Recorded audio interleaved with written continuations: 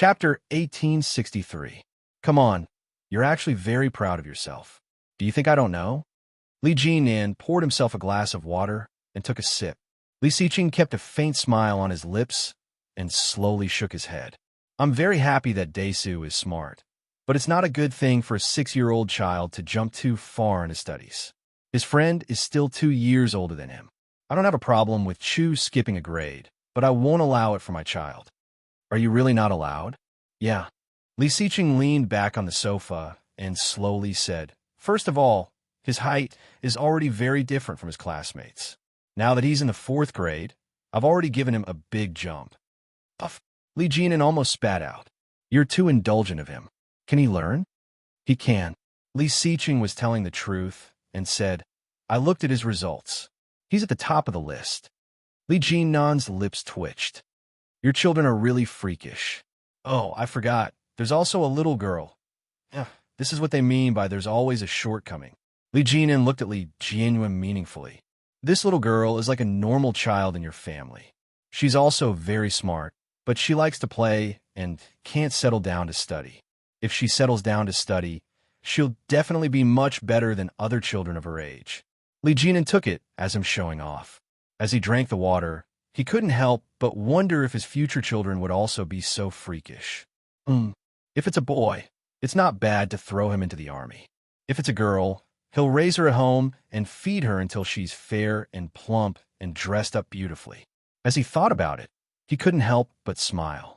He looked at Li Jianyue and asked Li Xiqing, Your 2 boys are so outstanding. What kind of partner should our little girl find in the future? Not to say how much better he is than Daesu or Mosen, but he can't be too far off, right? The 2 children, Li Jianxian and Li Mosen, were too outstanding compared to their peers.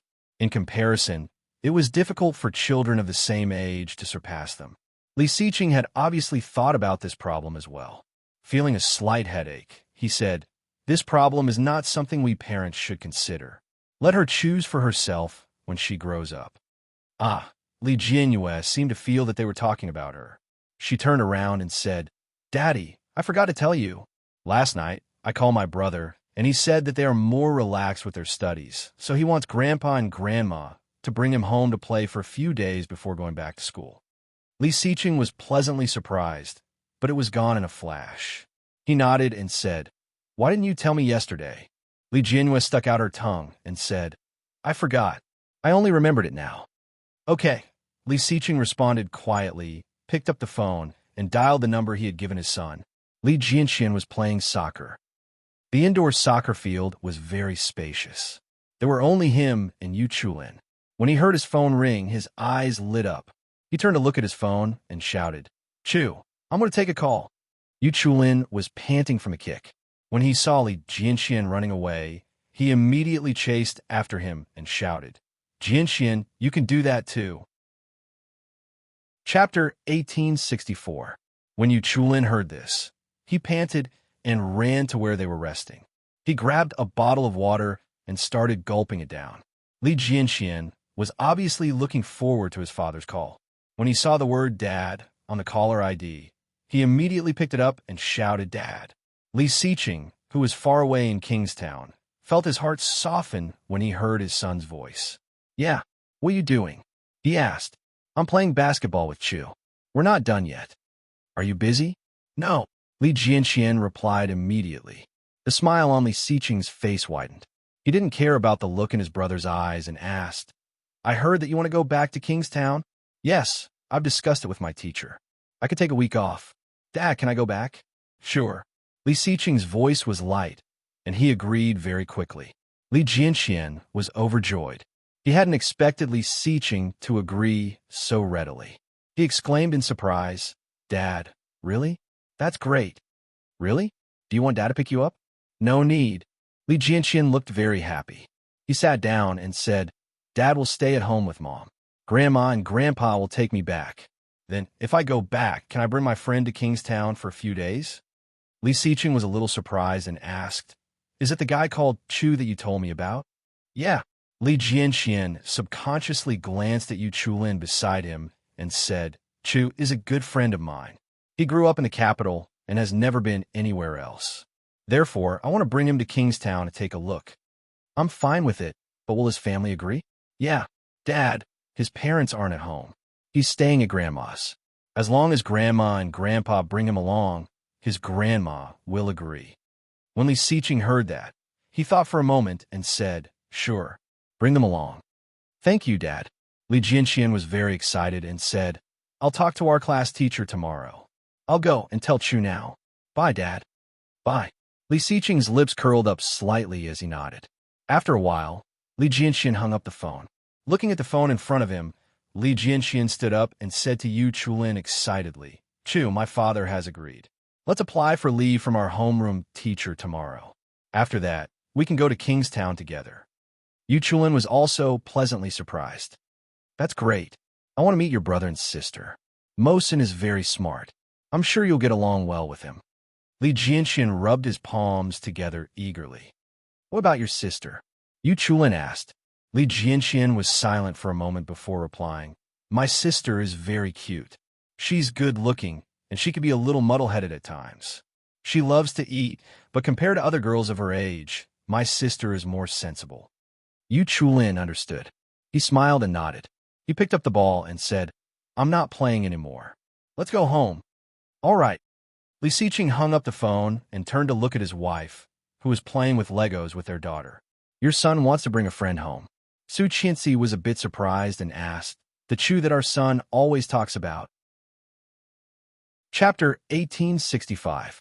The reason why he left his son in the capital was that he wanted Li Jianxian to warm up the lives of the two elderly people.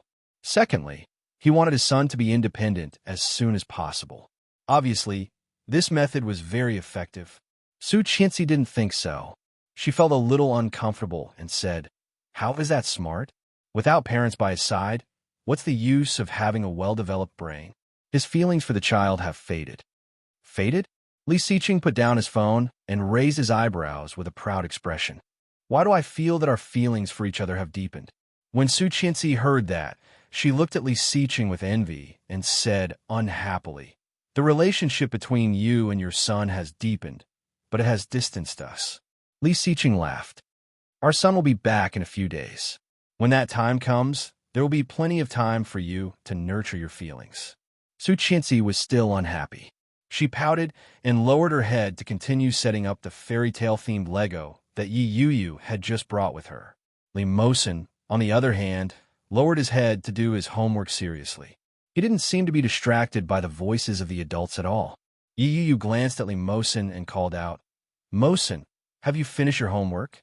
Li Mosin looked up and shook his head gently. Not yet. Just a little bit more. Have you seen the toys that little Annie brought for you? Do you like them? Li Mosin hadn't actually looked at them yet. When he heard that, he looked up and smiled. I like them all. Yi Yuyu heard that and looked up at him. Her lips curled up slightly, but it didn't reach her eyes. She felt a little sad in her heart. This child seemed to be somewhat similar to her when she was young. He clearly called Li Siqing Daddy and Su Qianxi Mommy, but from the moment they entered the door until now, Yi Yuyu saw that the child was reserved. He accompanied Li Jianyue to do her homework and didn't hesitate to put down his own homework. It wasn't until Li Jianyue was with the adults that Li Mosin went to do his own homework. Although Yi Yuyu didn't want to think too much about it, the child's words and actions, as well as the words that he had just said to her, gave Yi Yuyu a familiar feeling. The helplessness of living under someone else's roof and having no choice but to obey and please others. Yi Yuyu didn't say a word. She looked down at the young girl in front of her. Li Jianyue's face was pink and tender. Her big eyes were dark and innocent as she stared at the toy in front of her. She was very focused. One look, and anyone could tell that she was a girl from a rich family. He had no scruples in his actions. He said whatever he thought and did whatever he thought. He was free and unrestrained. In contrast, Mosin seemed to have placed his position a little too neatly. After more than 10 minutes, Li Mosin finally finished his homework. After handing it to Li Siqing for inspection, he saw Li Siqing nodding approvingly, and a happy smile finally appeared on his mixed-race face. After he was done packing his things, he went to open the packaging of the toys that Yi Yuyu had brought. Boys of this age, In addition to the various figurines of popular anime characters, like some car models or some heavy figures. For example, Transformers or Superman. Therefore, Yu had bought him a recently trendy hand model. Chapter 1866. Hearing that, Su Qianxi suddenly felt a little uncomfortable when she saw Li Mosen holding the model box with a look of surprise on his face. Looking at Mosen, Su Qianxi walked over and asked, "Which TV show is this person from?" "It's not a TV show. It's a character from a comic book. I love it," Li Mosen said as he sat on the sofa and opened the package. "You still read comics?" "Yes, my classmates have a lot of comics. We often read them together." "Does your school give you comics?" Su Qianxi asked casually. Li Mosen paused in the middle of opening the package. He lowered his head guiltily and said, "The school doesn't give them to me." "You secretly took it?" Su Qianxi pinched his little face, feeling a bit annoyed. Li Mosen shrunk his neck and said, "Well, we read them after class. We don't read them during class." Su Qianxi saw him like this and felt helpless. She chuckled and said, "I'm not scolding you. I used to do this when I was in school." Li Mosen didn't expect this. He looked up and blinked. "Mom, were you like this before?" "Everyone is like this. Everyone has their own ideas. It's impossible to be completely obedient. As long as it doesn't affect your studies, it's okay to have fun and relax." Su Qianxi's voice was soft. She tapped the tip of Li Mosen's nose. "But don't let the teacher find out." Li Mosen was completely relaxed when he heard this. He said, "The teacher knows." She said the same thing, but she asked us to read them secretly and not affect other students. "Anything is fine." "Your teacher is so open-minded?" "Yes, my teacher likes me very much. She often gives me difficult questions to solve. My desk mate often goes to the teacher after class." Su Qianxi smiled and touched his little head. "But it's not good for you to always read your desk mate's comic books. If you want any comic books in the future, tell Mom and Dad will buy them for you. Also, if you want any model, just tell Mom and Dad will try their best to satisfy you." Li Mosen's eyes lit up.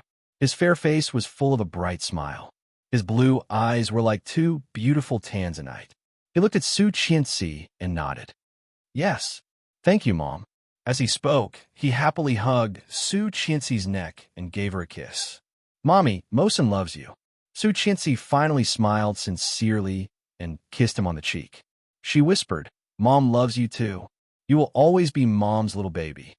Li Jianyue was only halfway through installing the Lego. When she saw them like this, she also stood up and ran over. She shouted, "Mom, Ursa loves you too. I want to smell good too." The little guy ran up to Su Qianxi and kissed her on the cheek. "Mommy, it's your turn to kiss me." Su Qianxi smiled and kissed Li Jianyue's face several times. Li Jianyue smiled happily and sat beside Li Mosen. "Brother Mosen, what is a cat warrior?" she asked. Li Mosen's smile faded a little.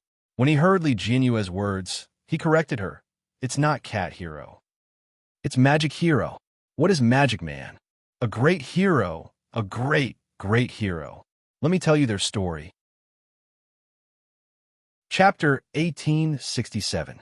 After dinner, Yu played with Li Jianyue for a while before heading home with Li Jinan. When she got home, Yu realized how monotonous her house was. She let out a long sigh, rubbed her belly, and said, "There are still a few months left. Baby, Mommy is so bored." Li Jinan stepped forward and wrapped his arms around her waist. "Why would I? I'll accompany you." You're busy all day." "All right, I'm going for a prenatal checkup tomorrow."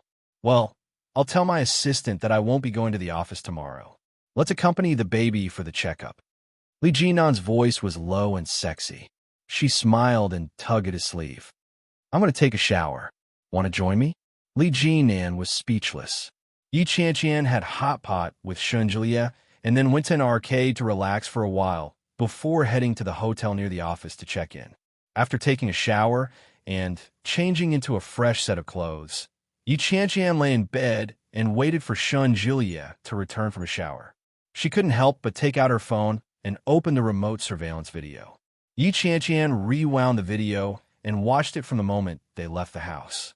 She fast-forwarded all the way but there was no sign of anyone. Yi Qianqian was merely watching out of boredom. It was one thing to be worried, but on second thought, she didn't seem to be a threat. Apart from a ridiculously tall nose and a face full of acne, there seemed to be nothing noteworthy about that person's face. However, just these two characteristics were already extremely rare. Yi Qianqian flipped through the pages and yawned in boredom. He was sleepy. Yi Qianqian had slept too late the night before and had woken up too early that morning. She had also suffered a shock. Her energy seemed to have been depleted. The image on the phone dimmed bit by bit. The fast-forward was not particularly exaggerated, and it was enough to clearly see every scene and every moment. The powerful night vision function displayed the entire pitch-black house on the screen. Even though there was no light in the house, he could still see everything inside clearly. However, all of a sudden, a shadow appeared in the dark room. Yi Qianqian's drowsiness was immediately chased away, and she stood up straight. His heartbeat suddenly seemed to jump up to his throat, terrifying and turbulent. Yi Qianqian paused the video and saw a shadow in the distance. It was a person. He looked a little tall and strong, wearing a cap and a black t-shirt. He was sneakily walking inside. Yi Qianqian's hand trembled, and she dropped her phone. She shouted, "Old Shun." Shun Jiliet had just finished showering and was drying his hair as he walked out. When he heard Yi Qianqian's voice, he was startled. He looked over and asked, "What's wrong?" Yi Qianqian's body was visibly stiff. She turned her head to look at him with obvious fear on her face. "There's someone at home." Shun Jiliet's heart skipped a beat. He strode forward and looked at the screen on the phone.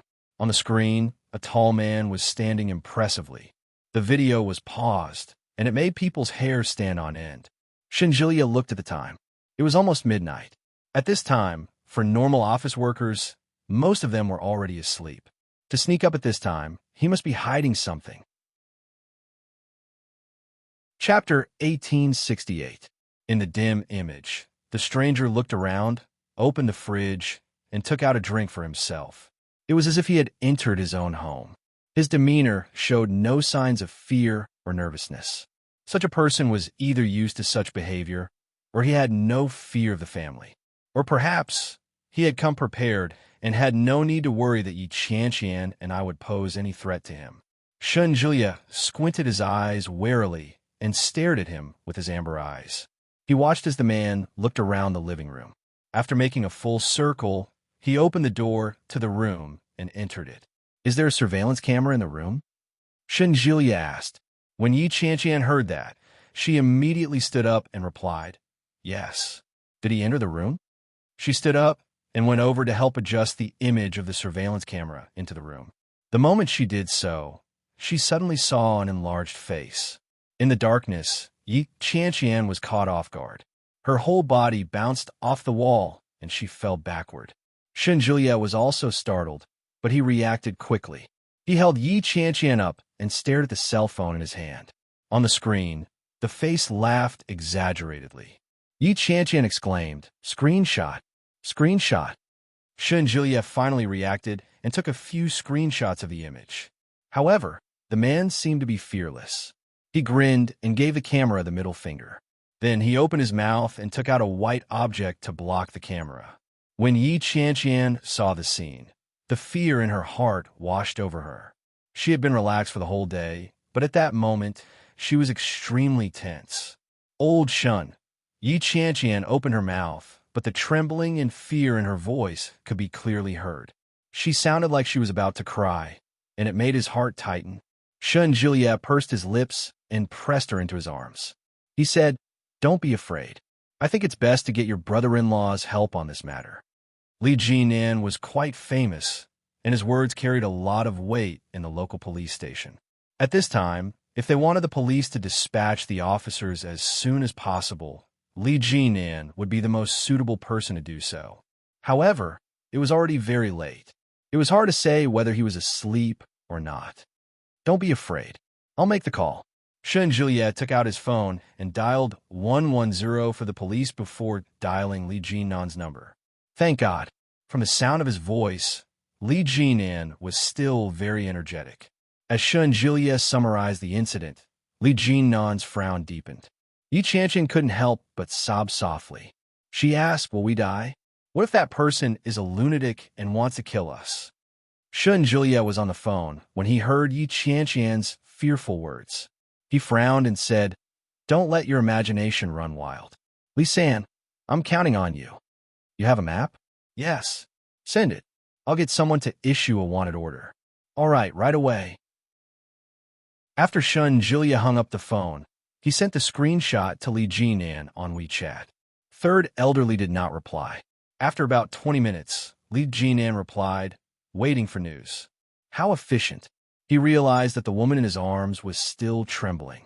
He hugged her tightly and whispered, don't think about it. Go to sleep. Chapter 1869. Yi Qianqian was really frightened. She had never experienced such a shock since she was young. She had thought that such things could only be seen in novels and comics. She had never imagined that she would actually experience such a thing.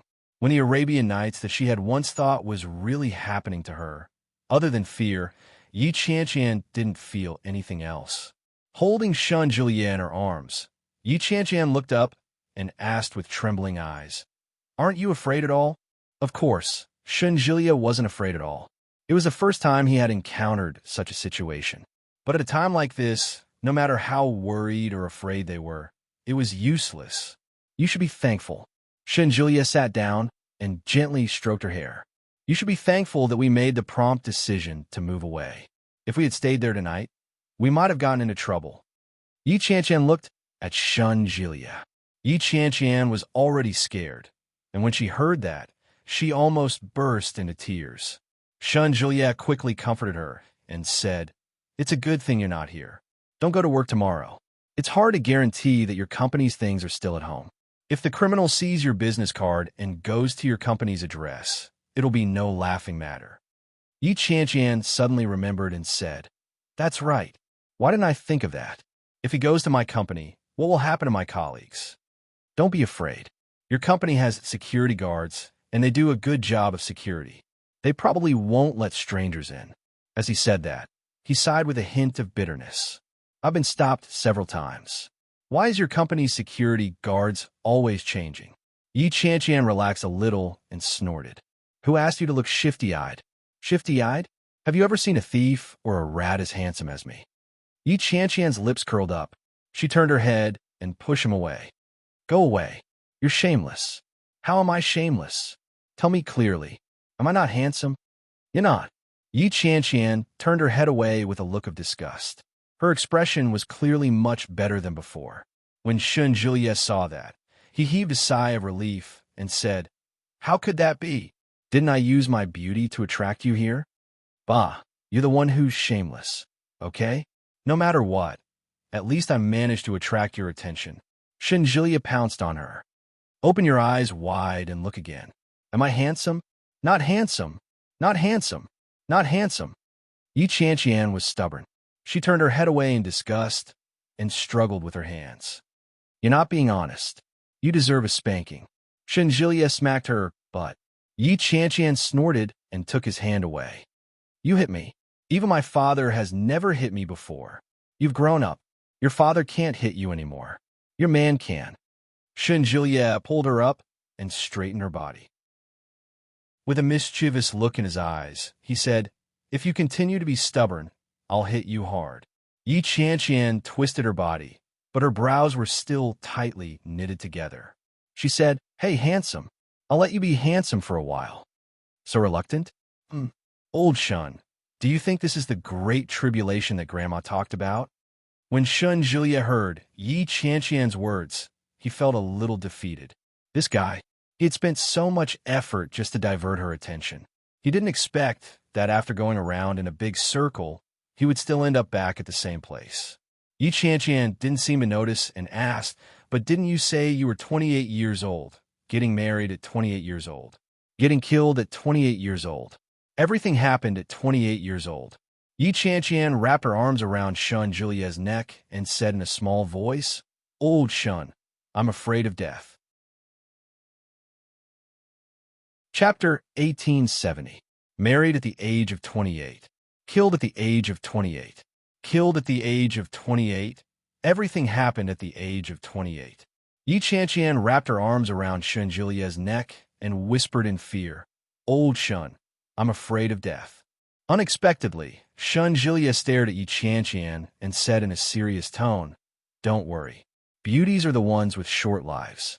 People like you can live for a long time." Yi Qianqian's eyes widened when she heard that. She gritted her teeth and reached out to pinch his waist. "Ah!" Shun Jilia let out a half-hearted scream. He pinched her little hand and pushed her inside. Then he pinned her down with his foot and said, "Do you still want to sleep? It hurts." Yi Qianqian let go of his hand, but her heart didn't completely relax. She had been extremely sleepy, but now her eyes were wide open, as if she had been injected with steroids. The two of them chatted for a while. It was about 2 o'clock in the morning when Yi Qianqian couldn't stand the sleepiness anymore and fell asleep.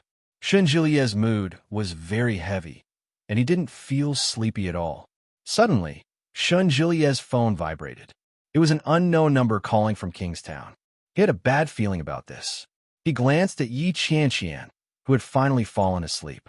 He tried to be as gentle as possible and released her before quietly answering the call. "Is this Mr. Shun?" There was a hubbub of voices on the other end. It sounded a little noisy. The sound of police sirens and walkie-talkies were very clear. Shun Jilia breathed a sigh of relief and replied, "Yes. May I know who this is?" "You're from the capital?" The person on the other end said casually. He then returned to the topic at hand and said, "I'm a police officer. My surname is Lin. We are now downstairs from your house. Is it convenient for you to come back now?"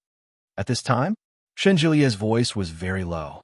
When he heard that, he subconsciously looked at Yi Qianqian, who had just fallen asleep, and said softly, "Can you briefly describe the situation? My girlfriend just fell asleep. She was scared out of her wits today." On the other end, Officer Lin expressed his understanding. He thought for a moment and said, "We didn't catch them, but the scene was severely damaged. We suspect that they will come back. Now, we need you to confirm the extent of the damage." Shun Jilia had expected this, but when he heard this, he couldn't help but feel his heart sink.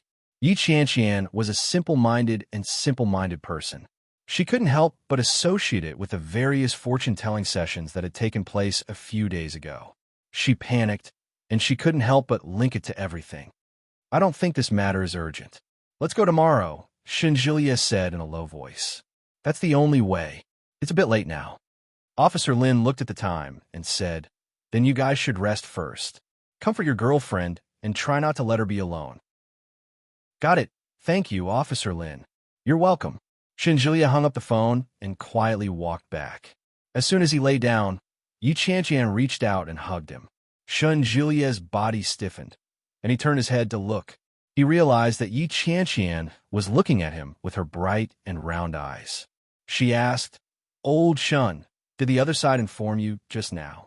"Yes, they told us to go there for a while. We'll go there tomorrow." "Has the person been caught?"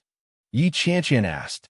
Shun Jilia's lips tightened, and he gently shook his head. "No, but we'll be fine here." Chapter 1871. When Yi Qianqian saw Shun Jilia's expression, she knew that things weren't as simple as they seemed. However, Yi Qianqian didn't dare to ask again. When she heard that, she hugged Shun Jilia tighter. "Sleep." Yi Qianqian closed her eyes, but she couldn't fall asleep. After lying in bed for a long time, Shun Jilia suddenly said, "Can't sleep?" Yi Qianqian opened her eyes. Her surroundings were dark, but Shun Jilia's face was clearly in front of her. "I can't sleep." Yi Qianqian changed her position and stretched. "I'm thinking, am I going to hide like this? If the police can't catch the criminal, won't we have to hide forever and avoid him? How can that be? It's only a matter of time before he gets caught. What if? There are so many drug addicts, robbers, and murderers these days, but they haven't been caught, have they?" The more Yi Qianqian spoke, the more scared she became. Don't be fooled by the serial murderers on TV. There are so many drug dealers and drug lords who have been arrested. In reality, if they weren't caught, would they be broadcasted? Shun Jilia was at a loss for words. He reached out and tapped Yi Qianqian on the head with his finger. What's in your head? Heaven's justice has a long way to go. One day, that person will be brought to justice. But what if? I have to prepare for the worst. That way, when the worst happens, I won't be caught off guard. If I'm prepared, I won't be so afraid, right? Shunjilia was silent again. After a moment, he said, "Why didn't I realize that you were a pessimist? This is called nipping the problem in the bud. You're worrying for nothing, worrying about nothing." Yi Qianqian wanted to say something else, but Shunjilia quickly covered her mouth and said, "All right, that's enough. Let's go to sleep, shall we? We'll go make preparations early tomorrow and go back to record our statements." Why do we have to record a statement? We're not the ones who did the bad things. This is a necessary procedure. We still have to find out what exactly our family has lost. Yi Qianqian was already sleepy. When she heard that, she felt even more exhausted. She closed her eyes. "I'll go to sleep then." He had thought that he would be unable to fall asleep for a long time like just now. She didn't know if Shunjilia's words had any effect on her, but the moment she closed her eyes, her mind went blank. Shunjilia breathed a sigh of relief when he heard the sound of even breathing. It was a good thing that she fell asleep, no matter when she fell asleep. Shunjilia closed his eyes and fell asleep with Yi Qianqian in his arms. Shunjilia rarely had dreams, especially nightmares. However, he dreamt of an extremely strange scene. They were on a cliff, and in front of them was a mass of fog. Birds and eagles were chirping around them, and they could vaguely hear the flapping of birds' wings. Shunjilia stood on a high vantage point and looked around, but he was isolated and helpless. Wasn't he sleeping with Yi Qianqian in the hotel? How could he be here? Shunjilia panicked. "Where are you, Yi Qianqian?" However, after the echo reverberated in the surroundings, it disappeared. The eagle's cry grew louder and louder, and Shunjilia's sense of danger multiplied. Suddenly, an angry roar came from behind him. "Jilia, get your ass back here." Chapter 1872. Shunjilia's heart skipped a beat, and he shouted, "Grandma!" However, there seemed to be no end to the abyss. Shunjilia didn't even hear the sound of falling. Old Shun? Old Shun?" He vaguely heard Yi Qianqian's voice. Shunjilia turned around abruptly and saw Yi Qianqian. Yi Qianqian was standing at the edge of the cliff with a child in her hand. When Yi Qianqian saw Shunjilia, she smiled at him. Shunjilia lowered his head to look at the child beside him, and he couldn't help but look down as well. However, the child was wearing cute plaid suspenders and a white shirt. His small head was topped with a watermelon too long hair. He was short and cute. However, his face could not be seen clearly. His face seemed to be shrouded in a layer of fog, with a white glow that could easily confuse one's vision. "Old Shun, go home and cook. I haven't eaten yet." Yi Qianqian replied. No one knew what Shunjilia was thinking. He looked at Yi Qianqian and said, "There's no rice at home." The expression on Yi Qianqian's face changed as she held the child's hand. Suddenly, she turned around in a fit of pique, pulled the child, and pushed him down the cliff. Shunjilia was shocked. He rushed forward and shouted, "Yi Qianqian, what are you doing?" Yi Qianqian didn't say a word.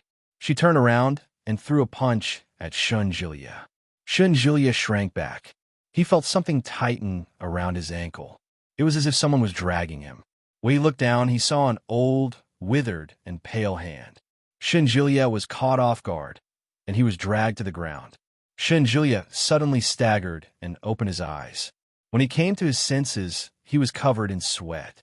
"Did you have a nightmare?" It was Yi Qianqian's voice. Shunjilia didn't come back to his senses. Once again, he was frightened and turned his head around. Yi Qianqian was looking at him. She looked a little frightened. Her eyes were wide open, and she was still in a state of shock. Shunjilia came back to his senses and let out a long sigh. Yi Qianqian reached out and touched his forehead. Her hand was covered in sweat. He flung his hand in disgust and said, "Dirty." Shunjilia looked around. It was dark. The curtains were not drawn, and the sky outside was already turning bright. It was almost dawn. Shunjilia lay on the bed. He turned his head to look at Yi Qianqian and asked, "You said that you had a strange dream last time. You dreamed that I lost the child. What did it look like exactly? Yi Qianqian blinked her eyes and asked, Did you dream about it too? Yes, it's very strange. I rarely dream, but when I do, it's almost the same as yours. Shenjilia wiped the sweat from his forehead and sat up. He removed his wet pajamas and said, Tell me, what did you dream about? Yi Qianqian thought about it and frowned. After a long time, she said, How would I know? It's been so long. Who would remember it? What did you dream of just now? It's very strange. I feel like I dreamed a lot of things, but I only remember one thing. You lost the child. You're the one who lost the child. Shenjilia tapped her forehead. Why did you lose the child? When did I? Bah, don't even think about blaming me. Shenjilia laughed out loud. You finally understand how I felt at that time, don't you? Did you see the child's face? Yi Qianqian suddenly asked. Shenjilia's smile faded, and he shook his head gently. Chapter 1873. She rubbed the goosebumps on her arms and asked, Do you think that God is trying to foretell us something? Yi Qianqian felt her hair stand on end. She rubbed the goosebumps on her arms and asked, Do you think that God is trying to tell us something? Bah. Shenjilia smiled helplessly. I think it's possible that it's because you told me about it the last time. That's why I dreamed about it. As the saying goes, what you think in the day, you dream at night. If that was the case, there was still a basis for it. Is that so? Yi Qianqian felt that it made sense. Sigh. How can you live a good life every day? Go to sleep. It's nothing. Shenjilia held her in his arms and said, You can only have children when your body is well. Don't stay up late. I didn't want to either. Oh, old Shun, you scare me just now. Shenjilia raised his eyebrows and asked, I was talking in my sleep too. Yi Qianqian curled up in his arms and said, You keep calling me grandma, and Yi Qianqian. I can't shake you awake no matter how hard I try. Is it that exaggerated? Shenjilia thought it was funny, and he began to think about it. He had always been a light sleeper, and he didn't expect that there would be a time like this. Yeah. Yi Qianqian nodded her head profusely. You have no idea how many times I called out to you, but you wouldn't wake up no matter how hard I pinched you. What did you call me? Huh? Yi Qianqian was a little confused and couldn't react in time. You said you called me a few times. What did you call me? Old Shun. Yi Qianqian said matter-of-factly. That's what I've always called you. Shenjilia nodded his head and replied, Yes, I understand. In psychology, these are all explainable. There is a popular saying that it is psychological. Coupled with the influence of the environment, dreaming is very normal. What do you mean? To put it simply, I'm dreaming because I'm infected by you. F***, how can this be? That's how it is. Shenjilia hugged her and pressed her head. Sleep. Oh, all right. Not long after Yi Qianqian closed her eyes, her cell phone, which was charging on the bedside table, suddenly rang. It was Shenjilia's phone. It was an unknown number with a Kingstown landline number. When Yi Qianqian saw it, she asked, Is it that cop again? Shenjilia didn't think it was possible. He took a look and said, It's probably a harassment call. He pressed the silent button on his phone and put it back. But after a while, after the call was automatically hung up, the phone rang again. It was the same phone call. Answer it. What if it's something important? Yi Qianqian asked. Shenjilia looked at the time. It was barely 5 in the morning. Picking up the phone, he could hear the howling of the wind on the other side. Hello, Shenjilia replied. Suddenly, a laugh came from the other side of the phone. It was a strange voice. I'm not very good, Dr. Shun. Since you dare to call the police, I can only give you a big gift. Shenjilia had turned on the loudspeaker, so Yi Qianqian could hear him clearly. Yi Qianqian's heart skipped a beat, and she began to tremble in fear. Just as she was about to speak, Shenjilia covered her mouth. Shenjilia used his eyes to warn her to be quiet and asked in a calm voice, What do you want? Chapter 1874. You want money? Shenjilia asked directly. But in his heart, he secretly breathed a sigh of relief. If this person dared to contact him, there was a way to catch him. What he was most afraid of was that if he didn't come, it would cause panic. I'm not stupid. If I wanted money, Wouldn't you wait for someone to come and catch me? The man laughed. His voice was hoarse and unpleasant, like a stone scraping the sand. Then what do you want? I want powder. Without a doubt, the powder was referring to drugs. I don't have such things, Julia said righteously. If you want money, I can give it to you, as long as you don't pester us in the future. But if you want powder, you have to get it yourself. I don't have such connections. You don't? The man seemed to sigh. His throat seemed to be broken. Then I'll have to go after your girlfriend, Dr. Shun. Julia's brows were tightly knitted together. When he heard that, he sneered and said, Do you even have the chance? The man seemed to be quiet for a moment. I'm with my girlfriend every day. If you want to do anything, you have to go through me. I have police protection around me. Who do you think you are? There was a hint of provocation in his words. Yi Chanqian was frightened when she heard that. She gently tugged at Julia. There was an indescribable nervousness in her eyes. Julia shook his head gently and gestured for her to calm down. The man chuckled, but before he could speak, Julia spoke again. When the time comes, we'll have to see if you can endure it or if I can. Since you're calling me now, it means that you're at the end of your rope. There are wanted posters everywhere, and your photo has already been published. You're already starting to feel nervous. You can only turn to me for help now if you don't want to suffer so much. An addict was undoubtedly terrifying, but what was even more terrifying was an addict who had no other way out. To catch a snake at its weakest point, Julia's every word hit the nail on the head. No wonder you're a psychiatrist. You're right, but I have to warn you, if I don't want to live anymore, I can easily kill one or two of you. Bring it on any time. Julia's tone seemed very relaxed, but Yi Chanqian could clearly see his tightly knitted brows. His heartbeat quickened uncontrollably. Yi Chanqian grabbed Julia's hand and didn't dare to make a sound. As long as you can endure it, believe it or not, as soon as you go out, people will recognize you everywhere. At that time, you won't even be able to eat, let alone make the powder. Are you threatening me? We wouldn't dare. Our lives are still in your hands. Zhang Xin chuckled coldly. His laughter was filled with obvious anger. You sure have guts. I'm not as old as you. Do you really think that no one is monitoring our phones and waiting for your call? How dare you? The man's voice was filled with anger and panic. Julia laughed. What's there to be afraid of? It's just a joke. Yi Chanqian was scared out of her wits. Her body was trembling. She almost thought that what he said was true. She hadn't even been able to relax when she heard the bad news. The upheaval in her mood made Yi Chanqian feel terrible. The person on the other side of the phone was also flustered and exasperated. He roared, "Bastard!" Julia didn't respond and waited for him to continue. Chapter 1875. The warning voice, coupled with the whistling sound of the wind coming from the other side of the phone, was indescribably terrifying. Julia wasn't frightened. He teased, "My woman will go." His voice seemed to be chuckling. The man hadn't expected Julia to have such an attitude. For a moment, he didn't know what he meant. Julia's tone was unhurried as he said, "My woman is timid. If she's not careful, she might call the police or something. Or she might accidentally give you up. Do you think you're the one at a disadvantage? Or am I? What do you want? I'll go. You said it yourself. I'm bold. TSK." The man looked disdainful. "If I find out you're up to no good, I won't let you off." "Ha! All right, I'll wait and see." With that, Julia hung up the phone. Yi Chanqian was right beside him. She knew very well that he wasn't as relaxed as he made it sound.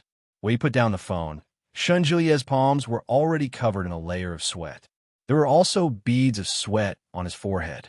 Hot tears welled up in Yi Chanqian's eyes as she asked, "Old Shun, are you really going?" "Yes, I'm going."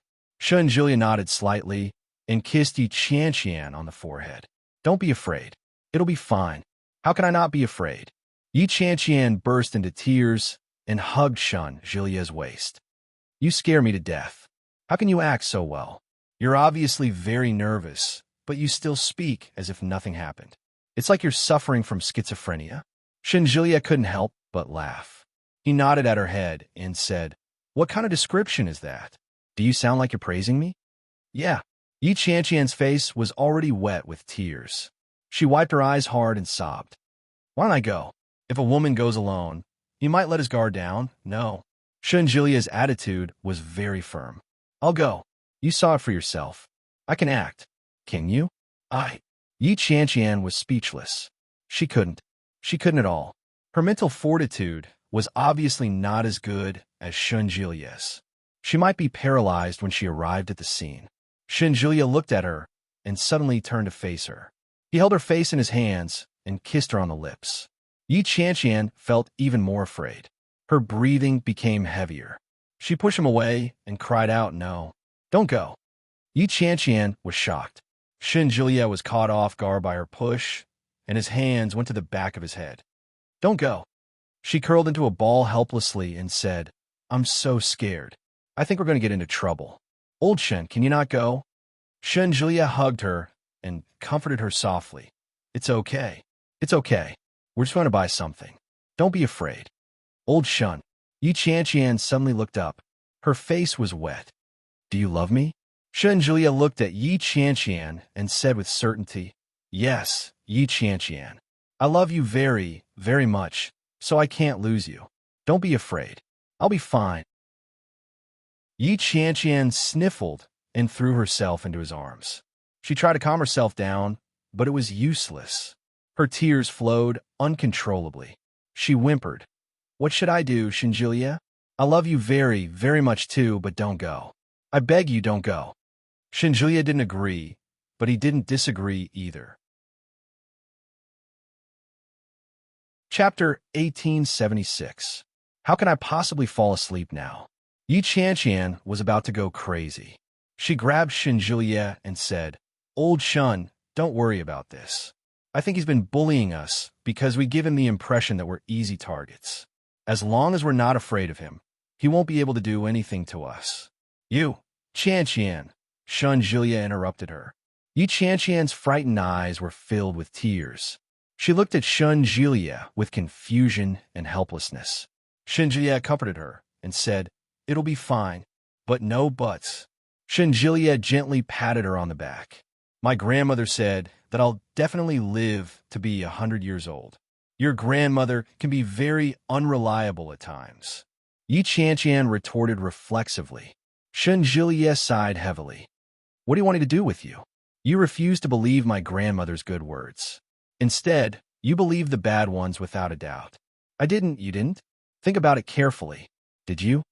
Yi Qianqian was speechless. Shun Jilia looked at her and said, "It'll be fine. I'll call the police to inform them." "Call the police?" Yi Qianqian was shocked. "If that person finds out, won't he take revenge on us?" "He'll take revenge on us even if we don't call the police." Shun Jilia stared at her. "Don't believe the words of that kind of person. If he dares to do anything to us, it's only a matter of time. We'll call the police to nip it in the bud. However, if we want to arrest him, we'll have to catch him like a turtle in a jar." "What are you thinking?" Yi Qianqian felt even more uneasy. Shun Jilia glanced at her and didn't answer. After calling Officer Lin, Shun Jilia and Yi Qianqian soon met up with them. It was 6 o'clock in the morning, and Kong Cheng was still asleep. Officer Lin had been busy with work and hadn't slept all night. Shun Jilia and Yi Qianqian were the same. After sending someone to buy breakfast, Officer Lin brought them to a secluded room in the station. "Officer Lin, I need your cooperation." Officer Lin glanced at Yi Qianqian, who was obviously frightened, and nodded. "Tell me what happened. I'll make the arrangements later. I don't need it today. Just take care of her for me." Shun Jilia glanced at Yi Qianqian. "I'll go there myself. I'm guessing this person wants to meet me twice. We can do this." Yi Qianqian finished her breakfast as if she was chewing wax. Shun Jilia coaxed her to sleep on the sofa in the police station. With her head resting on Shun Jilia's lap, Yi Qianqian quickly fell asleep. By the time he woke up, it was already noon. Yi Qianqian stood up abruptly and walked out. There were many people in uniform outside. When the police officers saw Yi Qianqian, they were obviously a little surprised.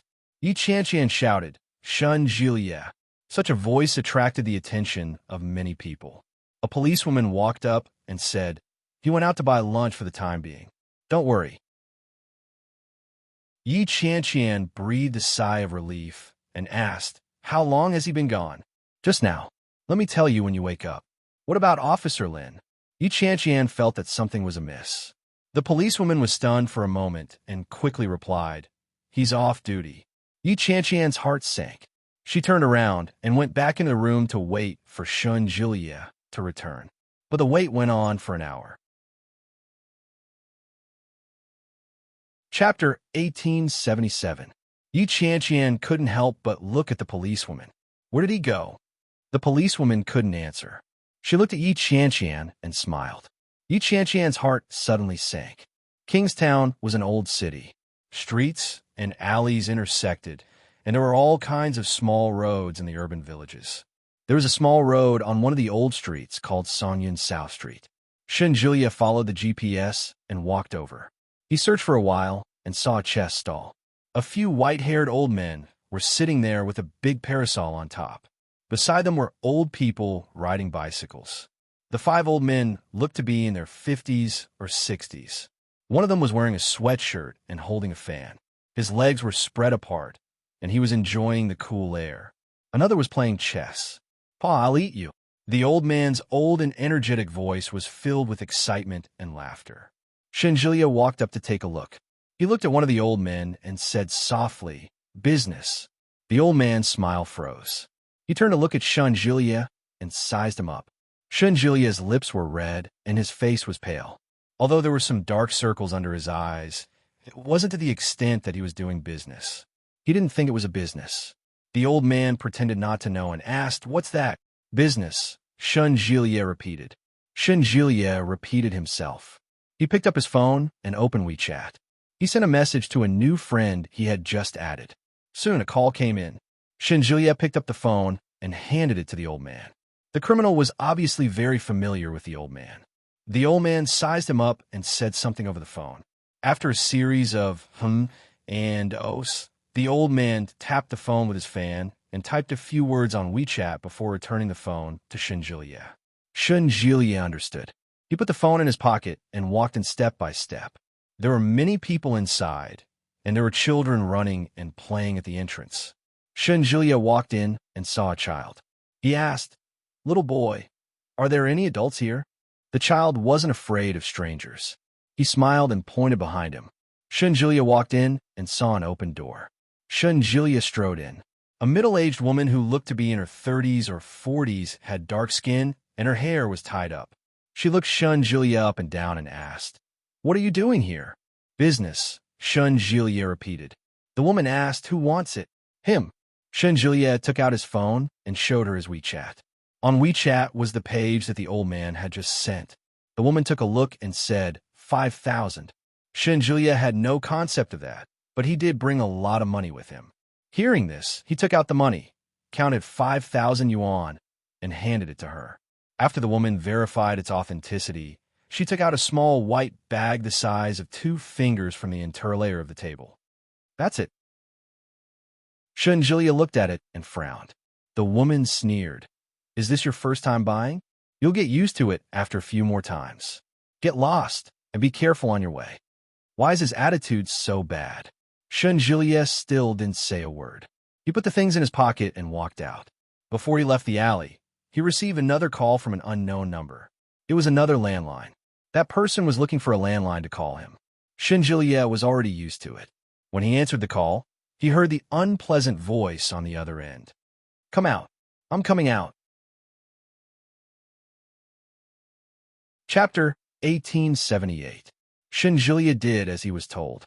When he walked out, he saw the group of old men. Those people glanced at Shenjilia in unison and then ignored him. Shenjilia walked to the left. After looking around, he quickened his pace. His heart tightened. This person probably wanted to settle things in one go. Shenjilia didn't hang up. He asked, "Are you here to get something? Why are you asking that? Just keep walking." Shenjilia lowered his head and kept walking. "Turn right." An unpleasant, hoarse voice commanded Shenjilia to go in that direction. Shenjilia had already guessed that the person must be nearby and watching him. But where was he? He looked around but didn't find anything strange. "What are you looking at?" "Turn right." Shenjilia did as he was told. He narrowed his eyes and thought, this guy must be somewhere high up. He raised his head and looked around. Nothing. However, there was a building that used reflective glass. It was a small villa. Don't tell me it's in here. Turn left. The unpleasant voice came again. Shunjilia's heart skipped a beat. Not only did he not turn left, but he dodged to the right. The man was angry and said, I told you to turn left. Where are you going? Shunjilia walked even faster and said, if you want something, come and get it from me. The man was exasperated. In a moment, Shunjilia could clearly hear the sound of something smashing coming from the other side of the phone. Damn it, you're asking for it. Believe it or not, I'll kill your woman. You'll have to have the chance first, Shunjilia snorted. You're the first person I've ever met to be so arrogant when you're asking for help. There was no sound coming from the other side. Shunjilia could clearly hear the wind whistling and the sound of friction. There was no doubt that the man had started to run. Shunjilia's heart sank. After a few turns, he came to a small alley where there was a small grocery store. He asked for a bottle of white wine and a lighter. He left $100 on the counter and quickly moved forward. Shunjilia opened the bottle as he walked. His footsteps were fast. Behind him, he heard the sound of rapid footsteps. Shunjilia heard it clearly. He jumped to the side and whipped his head around. However, it was the girl from the convenience store. The young lady was taken aback by Shunjilia's sudden outburst and replied sheepishly, Give me my change, no need. Shunjilia turned around and looked as if he was about to run.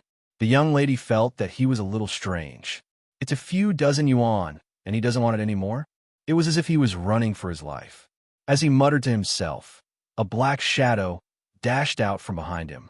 His face was ferocious, and he looked a little scary. The little girl was startled and ran to the side. The figure didn't pay any attention to her and continued to charge straight at Shunjilia. When Shunjilia heard the voice behind him, his heart sank, and he ran even faster. Stop right there. A hoarse and unpleasant voice rang out. With a bottle of white wine in his arms, Shunjilia gritted his teeth and ran toward the intersection. I told you to stop. When he heard the footsteps behind him, Shunjilia cursed under his breath. Idiot. A very low-level person, a corner drug addict. He had actually been frightened by such a person for an entire night. Shunjilia ran to the intersection in a few steps. He turned around abruptly, opened the lid of the bottle of white wine, and splashed it forward. Chapter 1879. The man hadn't expected such a thing to happen. He took a step back in fright. Then, he was hit by the fire. Ah! The man screamed, but he didn't forget his original intention. He lunged at Shunjilia. Shunjilia dodged and kicked him. Then, he heard the sound of footsteps behind him. The criminal was surrounded. He could clearly hear the sound of guns being loaded. With a horrified expression, the drug addict fell to the ground. He put out the fire on his body, but his head was pressed against the gun. He stared at Shunjilia with hatred and gritted his teeth. You F***ing played me. Shunjilia was already covered in sweat. When he heard that, he laughed coldly, but his heart was indescribably relaxed. South Sonyan Street was swept. A total of 15 people were arrested. It was already afternoon when he returned to the police station. Before Shunjilia entered, he could already hear Yi Qianqian's footsteps in the distance. When she saw Shunjilia, Yi Qianqian burst into tears. She lunged at him and cried without holding back. Officer Lin saw it and found it funny. His heart ached.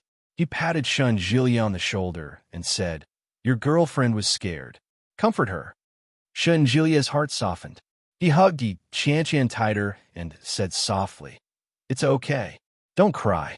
There's so many people watching. Yi Qianqian felt even more wronged. She bit his shoulder. Shunjilia cried out in pain and said, It's over. It's over. Are you trying to murder your husband? Yi Qianqian bit him even harder. After sobbing a few times, she pushed him away and strode out of the police station. Shunjilia saw that something was wrong. He quickly chased after her and comforted her. I've caught that person. You don't have to be afraid anymore. Are you surprised? Are you touched? Yi Qianqian's mouth twitched. She cried again. Shunjilia was frightened. He quickly hugged her and comforted her. All right. Don't cry. I was wrong. I was wrong. I was really wrong. Yi Qianqian hugged him and sobbed angrily. Why didn't you tell me that you were going to die? If I woke up to the news that you were killed by someone on the side of the road, what would I do in the future? I'm fine, aren't I? Shinjilia said helplessly. Besides, how can you curse your boyfriend like that? All right, stop crying. Yi Qianqian didn't want to cry either, but the grievances were overwhelming. Her eyes were swollen like two walnuts, and she couldn't stop crying. Shinjilia felt helpless and said softly, Shall we go home first? No, I'm going to a hotel. Shinjilia laughed and pulled her along. Let's go. Yi Qianqian felt that it was the longest 2 days of her life. After these 2 days, he became especially happy at other times. After staying in the hotel for a few days, they started to move. The small house was listed as a second-hand house. Yi Qianqian and Shinjilia moved all their belongings to their new home. The police officers presented Shinjilia with a silk banner. On it were 2 rows of words, Courageous Good Samaritan, Outstanding Citizen. The words were pompous and simple. Yi Qianqian threw it under the bed in disgust. When Shinjilia asked about it, Yi Qianqian replied with 2 words, Throw it away. Shinjilia was helpless.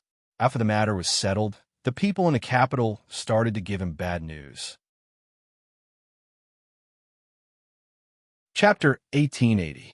Shinjilia was stunned when he heard the news. He rubbed his nose awkwardly.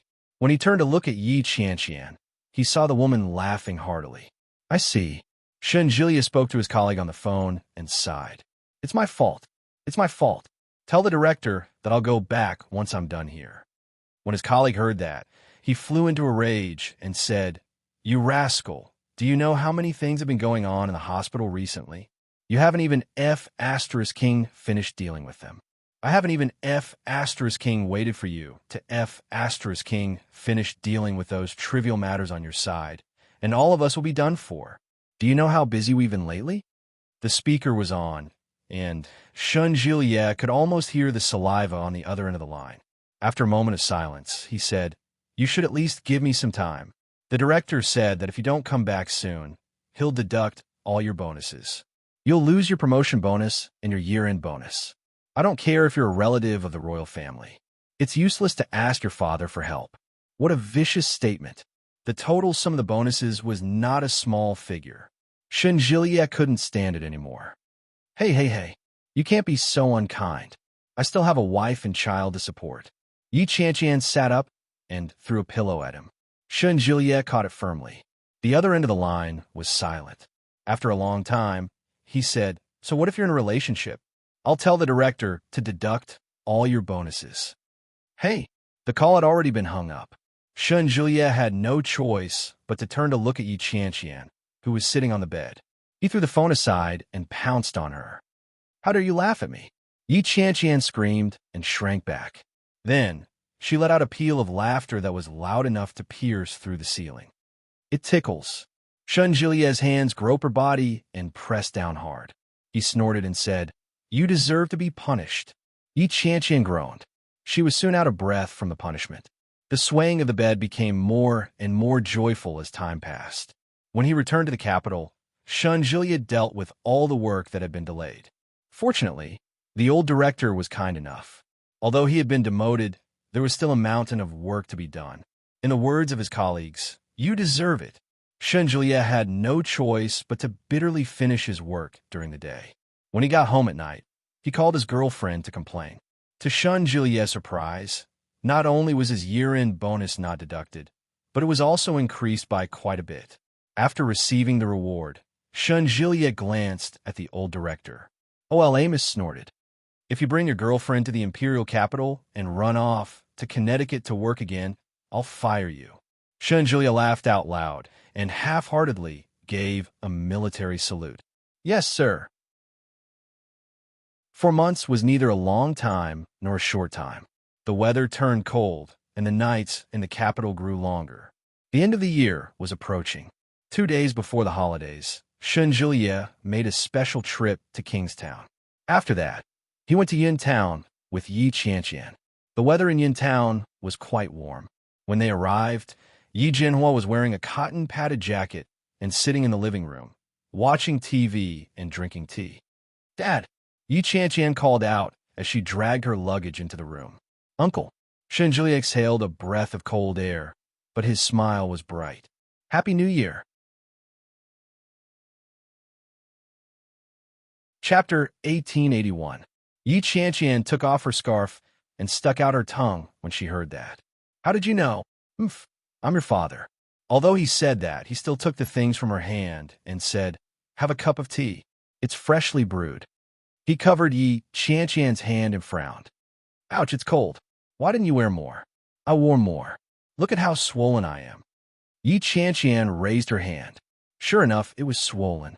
Yi Jinhua frowned and handed her a cup of tea. Drink it. It'll warm you up.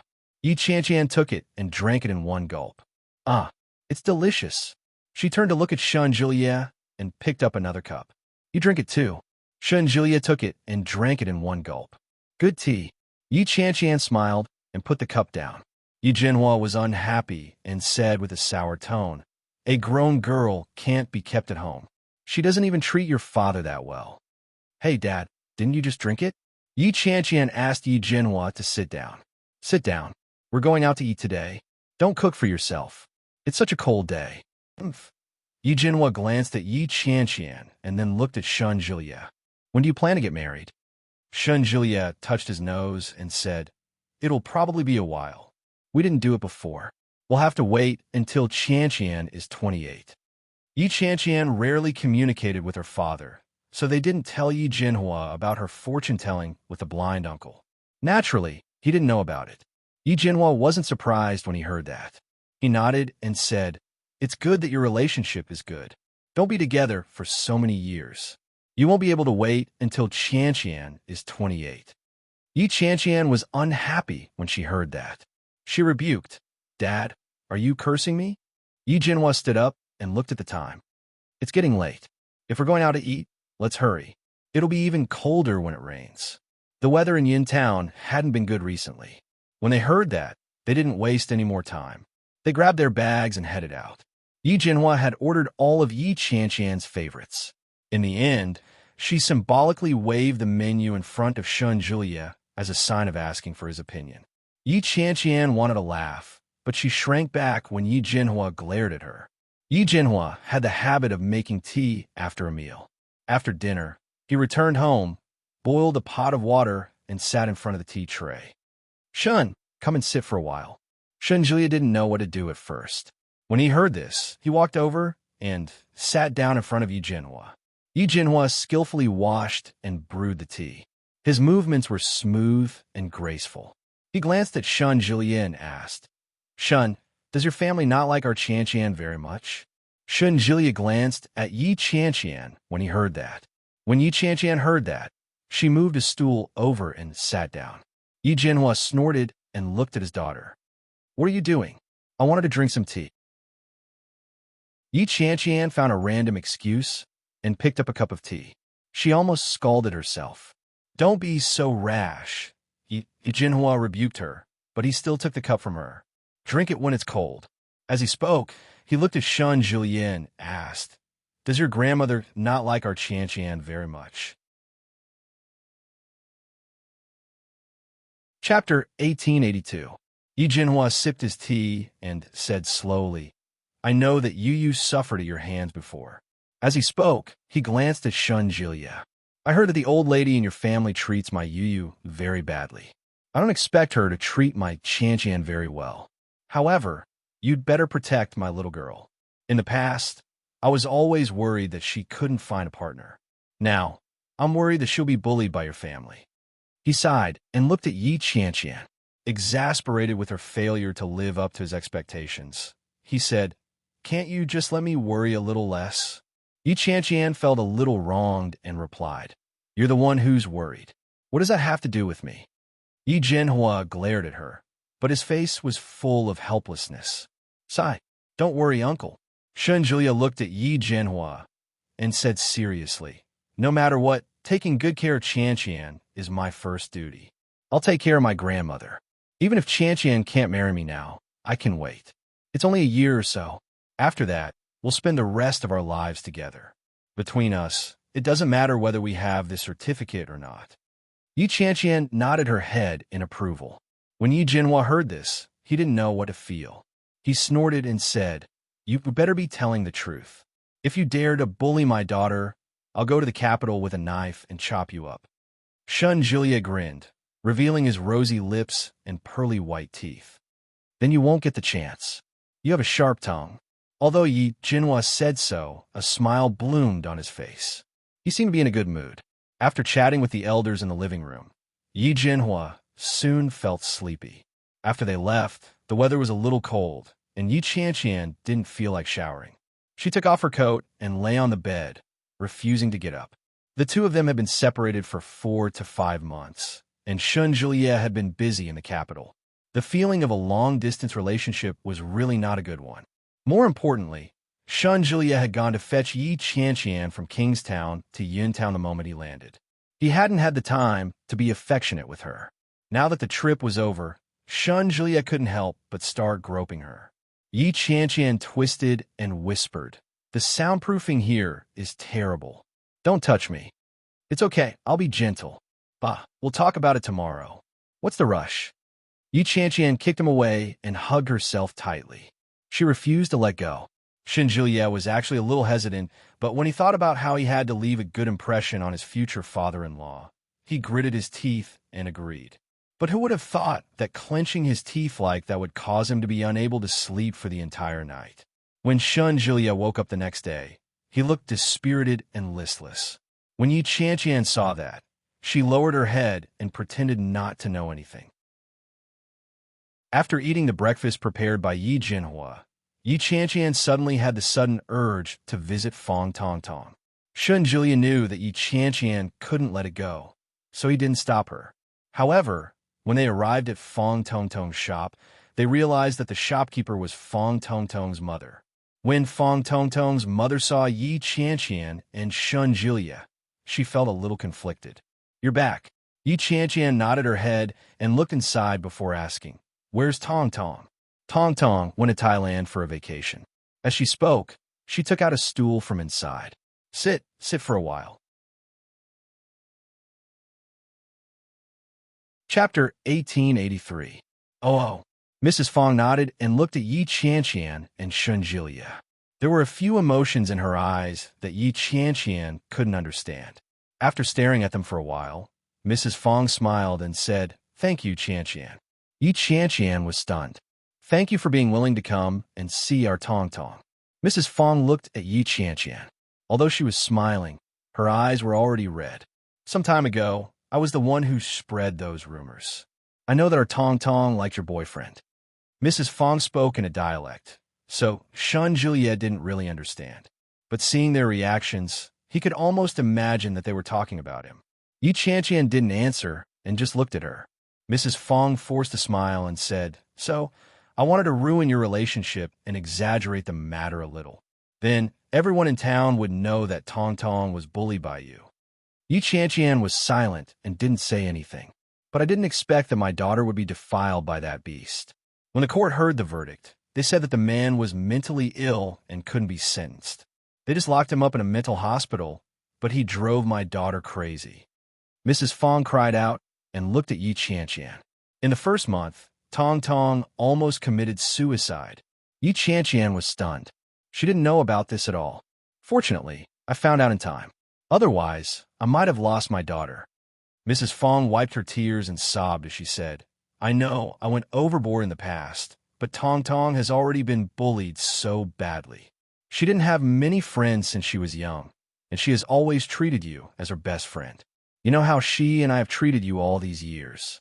During this period of time, Tong Tong has always been very regretful. She thinks that you are still her good friend, but she doesn't have the face to look for you. I beg you, Qianqian, forgive her Tong Tong, okay?" Yi Qianqian didn't say anything. She took out a tissue from her bag and handed it to her. Mrs. Fong took it and looked at Yi Qianqian, then at Shun Julia. "Your boyfriend is really good. I know that Tong Tong was just momentarily possessed. Qianqian, don't be calculated with her, okay?" Yi Qianqian had never been a cold-hearted person. Seeing an elder cry like this in front of her, Her heart was like a cup of tea that had been steeped for a long time. It was suffused with bitterness. I understand, Yi Qianqian whispered. He stretched out his hand to wipe away her tears, feeling a little sorry for her. Fang Tongtong wasn't a bad person. Yi Qianqian knew better than anyone else. Hearing this, Mrs. Fang raised her head and tears rolled down her cheeks again. She nodded and said, Qianqian, that's great. Qianqian, it's the new year. Can you give Tongtong a call? After that, Mrs. Fang seemed to realize that her request might be a little too much, so she awkwardly added, It's the new year, and she's alone in Thailand. I'm a little worried. If you don't want to call her, that's fine too. All right, don't cry, Yi Qianqian said softly. It's the new year. Be happy. Mrs. Fang smiled happily and nodded. Yi Qianqian was not in a good mood, but at the same time, she was in a good mood. Chapter 1884. After all, they had been friends for so many years, and Fang Tongtong had encountered such an incident. However, he still felt that something was wrong. Mrs. Fang's words might have given her a legitimate reason. Although Shan Julia didn't understand what they were saying, he could roughly guess what they were talking about. On the way to the airport, he saw Yi Qianqian staring at her cell phone in a daze. He sighed softly and said, If you want to call, just do it. Yi Qianqian glanced at Shun Julia and suddenly felt a little sad. Shun Julia hated Fang Tongtong so much, yet he allowed her to make a phone call. It would take them more than 10 minutes to reach the airport. Yi Qianqian thought for a moment and dialed Fang Tongtong's number. It rang for a while before the call was picked up. Hello, Qianqian. It was Fang Tongtong's voice.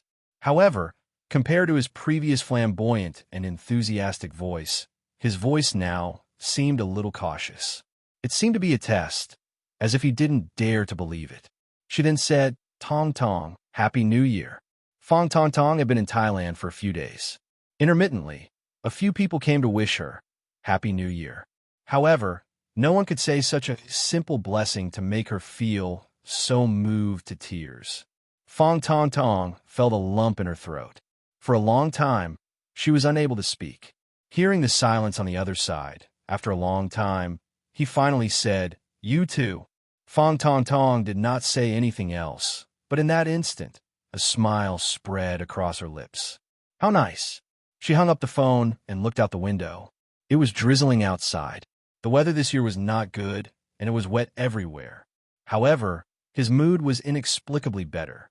Shun Juliet glanced at her, and the corners of his lips curled up slightly. It was already evening when they arrived at the imperial capital. Mrs. Shun had been waiting outside the departure lounge for a long time. When she saw Shun Juliet and Yi Qianqian walking out chatting and laughing, a smile blossomed on her face. She rushed forward to Yi Qianqian's side and said, Qianqian, you're finally here again. Annie missed you so much. Yi Qianqian was a little embarrassed and called out, Auntie, did he tell you that I was coming today? He was, of course, referring to Shun Julia. Of course, this was a matter of course. Mrs. Shun smiled and said, Yes, he suddenly applied for leave and went to Kingstown. I guess that he must be with you. After asking around, I found out that he was indeed coming back. That's why I thought that he must be picking you up. Don't feel pressured. I just miss you and want to talk to you. She looked around and asked, Are you the only one here? That's right. Yi Qianqian was a little flattered. No, your uncle is here. Mrs. Shun looked around and finally found Shen Longyue in the crowd. There he is. Shen Longyue was on the phone from behind. He walked over while talking on the phone. He wore a pair of black-rimmed glasses and had a smile on his face. He looked quite kind. Yi Qianqian felt a little nervous. She turned around and gave Shun Juliet a reproachful look. Didn't we agree to come secretly? Didn't he say that he would let her prepare herself and that his family would give her a heads up before she went over to their house to give her New Year greetings? This was different from what they had agreed on. Shun Juliet felt a little innocent and said, I didn't know either. I'm innocent too. Yi Qianqian had the urge to slap him to death. She felt increasingly nervous. Chapter 1885. She had already been caught by her parents. How could she sneak into a hotel? Yi Qianqian reluctantly allowed herself to be dragged into the car. Then, she reluctantly followed them to the Shun residence. However, no matter how reluctant Yi Qianqian was, she had to put on a cheerful expression. The weather in the capital was very cold. The surrounding flowers, trees, and other greenery were all bare. Ice that had yet to melt hung from the branches. Even with festive lanterns hung, it still felt very monotonous. It was cold. Unlike the damp and cold in the south, the capital was so cold that it made one's mouth dry. Fortunately, there was a heater in the car, so Yi Qianqian was able to sit comfortably. As soon as she arrived at the Shun residence, she saw old Mrs. Shun sitting inside as expected. Old Mrs. Shun was twirling a prayer bead in her hand. The bead was engraved with complicated Sanskrit characters. She was dressed in 2 black qipao dresses with dark red embroidery. Her short white hair fell past her ears. When she saw Yi Qianqian, she couldn't help but take a second look. "You're back." Old Mrs. Shun sat on the sofa without moving. She glanced at Shun Julia and said, "You only know how to scare people away. You just went to Kingstown yesterday, and you're back today. I thought you were going to spend the new year in Kingstown." Shun Juliet dragged his luggage and said with a smile, "How could I? I still want to spend the new year with Grandma. I'm afraid it's not just me." Old Mrs. Shun glanced at Yi Qianqian meaningfully. Yi Qianqian felt a little awkward and greeted, "Hello, Grandma. Happy New Year." "Happy New Year to you too." Nanny, he, go and prepare a guest room for her. Nanny, he was a little embarrassed. She looked at Shun Julia, meaning to ask for his opinion. Shun Julia replied, "What's the point? Just sleep with me." No, no, no. Yi Qianqian felt even more awkward. "Let's just sleep in a guest room. Otherwise, I can go and stay in a hotel." "What hotel?" Old Mrs. Shun's attitude was a little arrogant. She glanced at Yi Qianqian and said, "Those who don't know might think that I'm mistreating my grandson's girlfriend." Humph. Yi Qianqian was speechless. She laughed dryly, feeling extremely awkward. When Shun Julia saw that, he was a little displeased and said, "Grandma, why do you have such unpleasant words on the new year? Do you want your grandma to speak nicely?" Old Mrs. Shun looked at Shun Julia with a look of disdain. "It's not like you don't know your grandmother. Are you dreaming?" Shun Julia found her completely unreasonable. Nanny, he quietly carried Yi Qianqian's luggage to the guest room and said, "In that case, Miss Yi, let me help you pack." Yi Qianqian quickly waved her hands and said, "I think it's better if I do it myself. You go ahead with your work. I can handle such a small matter on my own." Old Mrs. Shun glanced at Yi Qianqian. Her attitude softened a little. He twirled the prayer beads in his hand and didn't say a word. When Shun Julia saw that, he walked up and said, "I'll pack up with you. Let's go." He followed Yi Qianqian to the guest room, and Shun Julia closed the door behind him. As soon as Yi Qianqian entered, she tried to listen to the sounds outside. Yi Qianqian didn't know if it was because no one was talking outside or if it was because the soundproofing inside was really good, but she couldn't hear a single word. Chapter 1886. Shun Julia felt wronged. He grabbed Yi Qianqian's hand and said, "I didn't say that. They probably found out about my flight number and came to pick us up. They just didn't want you to stay in a hotel. What else could I do?" Yi Qianqian was a little angry, but it was their freedom to do what they wanted. What was the point of being angry? Shun Julia looked at Yi Qianqian and said, "Don't be angry. Instead of using this time, you should think about how to deal with grandmother." "How else can I deal with her? I don't even have a temper." Shun Julia laughed and said, "But I'm a little embarrassed too." "Why are you embarrassed? You're not the little wife. Do you remember the last time?" "What last time?" Yi Qianqian glared at him. "The last time you came to our house, grandmother threw a tantrum and said that you couldn't get pregnant. Didn't I make up a lie in a moment of desperation?" Yi Qianqian suddenly remembered, and her face immediately turned red.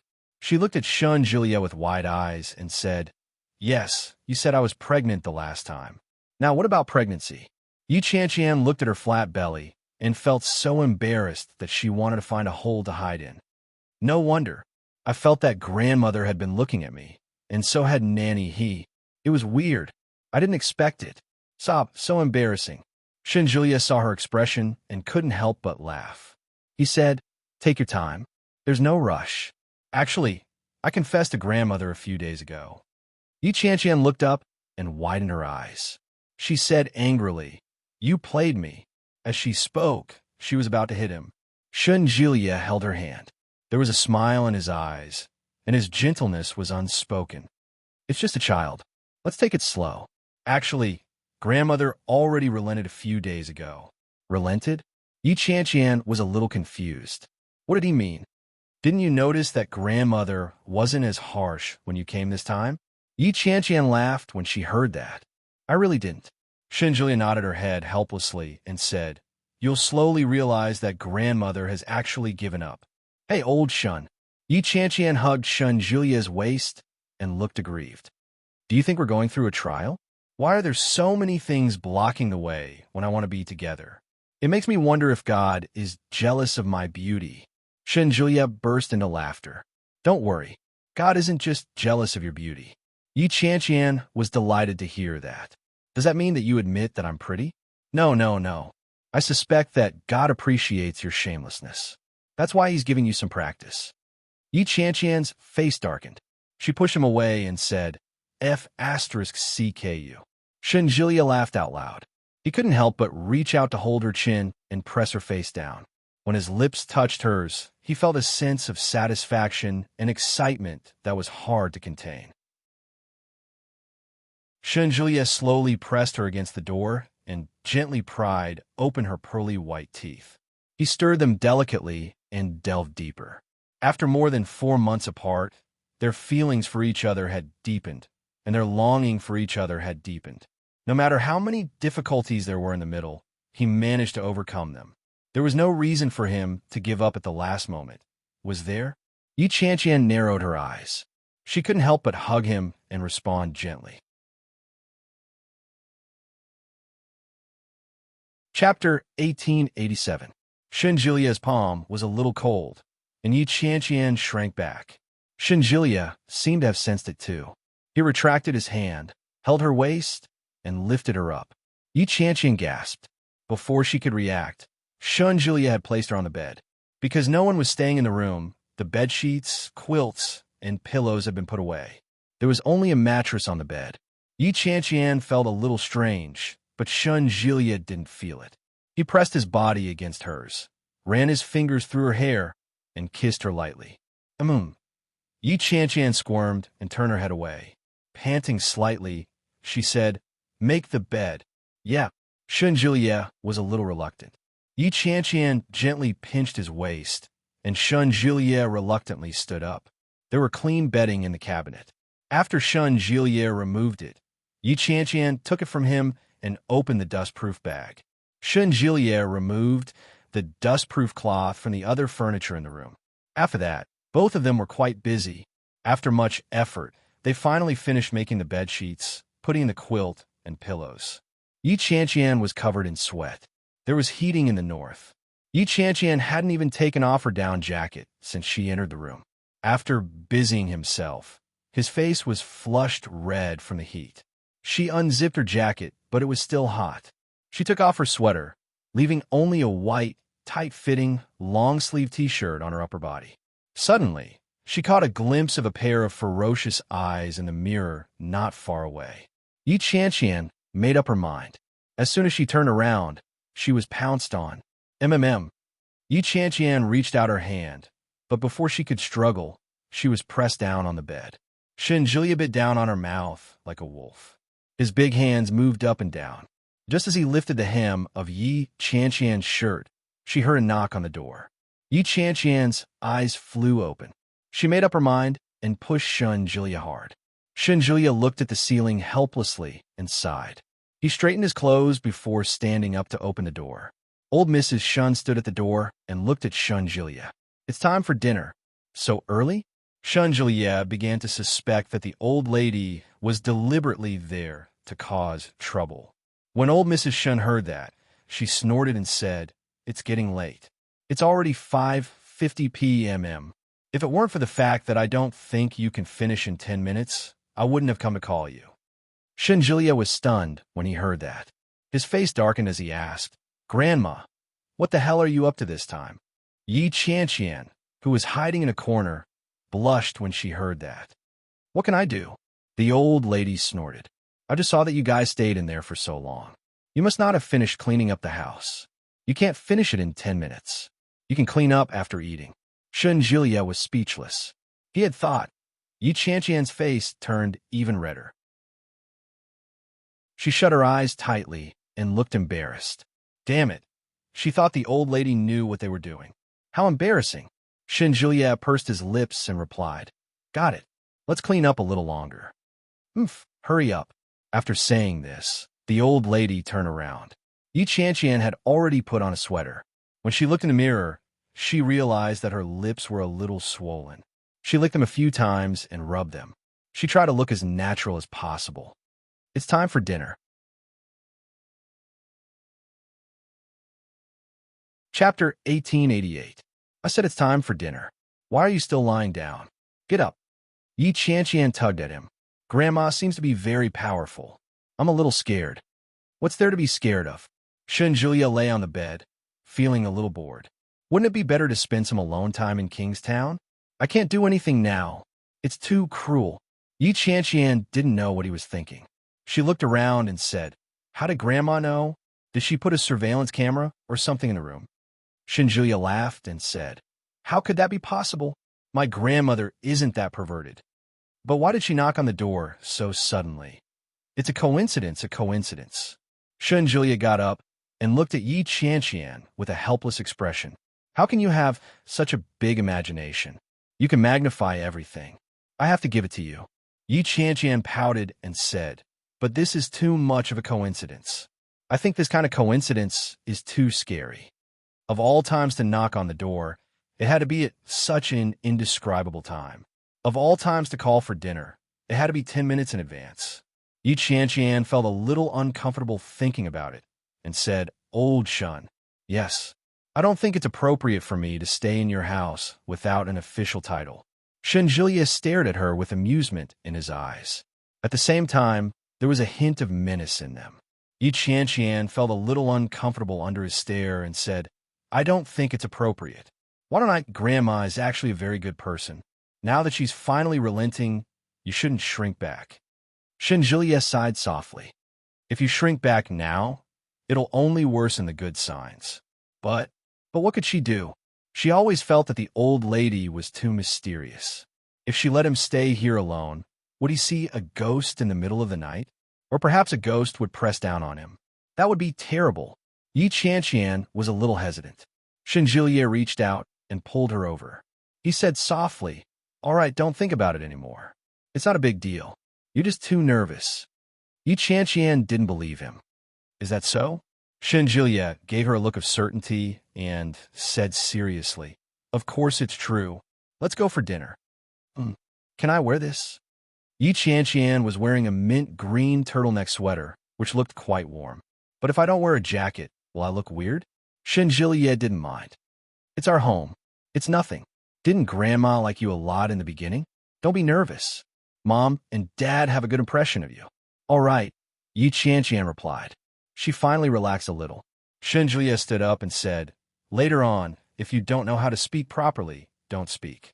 Whatever the elders ask you, just say it. Do you understand?" "Okay, I'll try my best." Shun Jilia was a little worried, but it was almost time. If he didn't go out now, Grandmother would have a problem with him. When he went out, the whole family was present.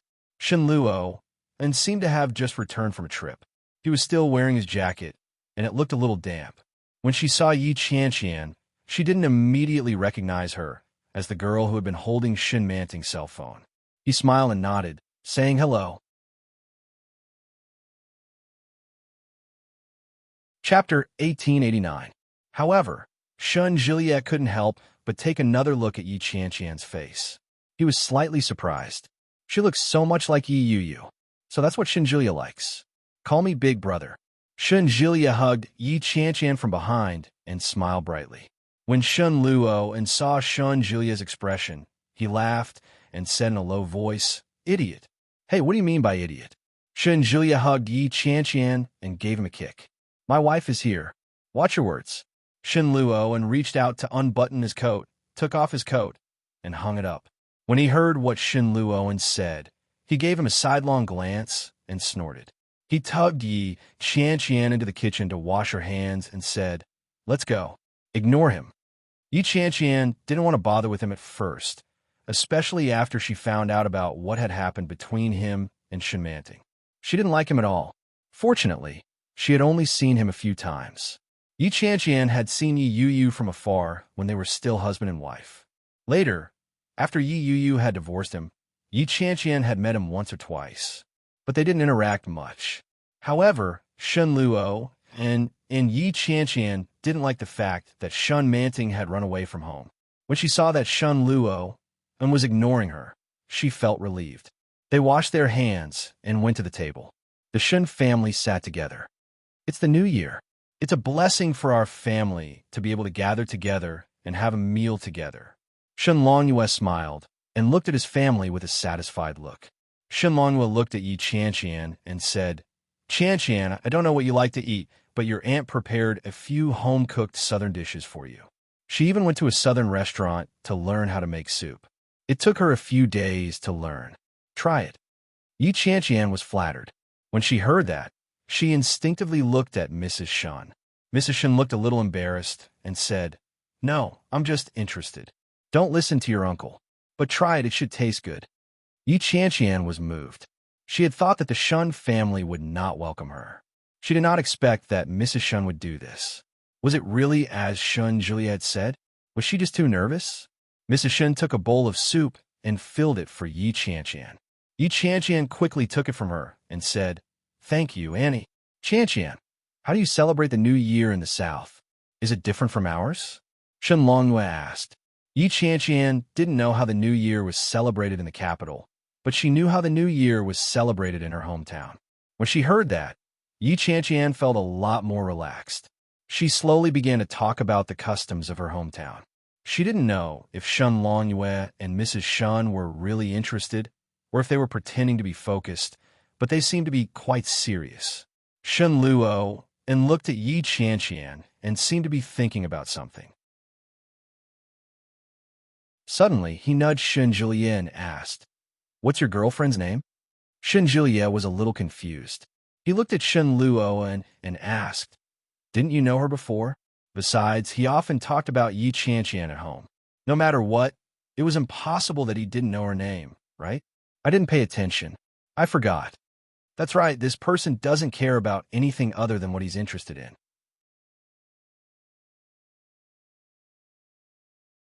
Chapter 1890. Shen Luo and froze and instinctively glanced at Yi Qianqian. So it was her. No wonder she looked so much like Yi Yuyu. Shen Luo and Shen Julia were sitting next to each other, and their voices weren't loud. Yi Qianqian was suddenly stared at, and she instinctively looked back. However, Shen Luo and quickly looked away and continued eating. Shen Julia felt that Shen Luo and was a little strange. He suddenly recalled the incident with Yi Qianqian and Shen Manting. Feeling a little strange, he turned to look at Yi Qianqian. Yi Qianqian looked at Shen Julia and frowned in confusion. "It's fine. Let's eat." Shen Julia pushed her head back. "Let's eat, or it'll get cold," old Mrs. Shen reminded her. Shen Longyue also waved his hand and laughed. "Look at me, I'm just being considerate. Let's eat." Only then did Yi Qianqian lower her head and eat in silence. After dinner, Yi Qianqian didn't dare to eat too much. Furthermore, she was in someone else's house, so she didn't eat much. After that, he helped to clean up the mess. In the end, he was chased out. Shen Julia was chatting with Shen Luo and on the sofa. She didn't know what they were talking about, but when they saw Yi Qianqian come out, they both looked over. "Qianqian, come here." Shen Julia waved his hand. When Yi Qianqian saw Shen Luo in, she felt a little uncomfortable. She felt a little strange all over. She had always felt that Shen Luo and was a pervert. Not only had he tainted Yi Yuyu, but he had also defiled his own sister and nearly married a lunatic. Yi Qianqian didn't believe that such a person was mentally sound. She sat down beside Shen Julia. When she looked up, she saw Shen Luo Shen Luo and seemed to be sizing her up and said, "We finally meet." Yi Qianqian was stunned and didn't know how to react. "I'm sorry about last time." Shen Luo and placed a can of beer in front of him. He raised it to Yi Qianqian and said, "If I had known that you would become my sister-in-law, I wouldn't have scolded you." Yi Qianqian finally reacted. She smiled awkwardly, but didn't know what to say. In the future, just forget about it. Shen Luo and motioned for her to drink and drank the rest of the beer in one gulp. Yi Qianqian looked at him and asked, "Well, have you found Shenmanting yet?" Shen Luo and was drinking. When he heard this, he suddenly felt a lump in his throat. Without making a sound, he drank all the wine. Then, he put the can down and said, "Found it. Is she really pregnant?" Yi Qianqian suddenly felt that she was being too unkind when she asked that question. Asking this question at this time was no different from rubbing salt in the wound. So what if she was pregnant? So what if she wasn't? Shen Manting wasn't here, which meant that she wasn't willing to come back with Shen Luoan. Or perhaps Shen Luo and had no intention of bringing her back. In any case, it was inappropriate for Yi Qianqian to ask about it. Shen Luoan laughed and said, "Yes, I'm pregnant. My belly is quite big, and I'm due to give birth in spring. The child is mine." Although Shen Manting had always denied it. But Shen Luo knew that the child must be his. Yi Qianqian felt even more embarrassed. She looked at Shen Jilia for help. Shen Jilia immediately understood. He cleared his throat and said, "Brother, I just remembered that I have something to do. I'll go out with Qianqian for a bit."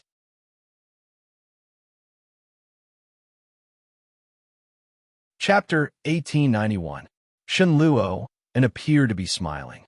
However, when Yi Qianqian looked at him, she inexplicably felt that he was rather pitiful. In fact, he did have feelings for Shen Manting.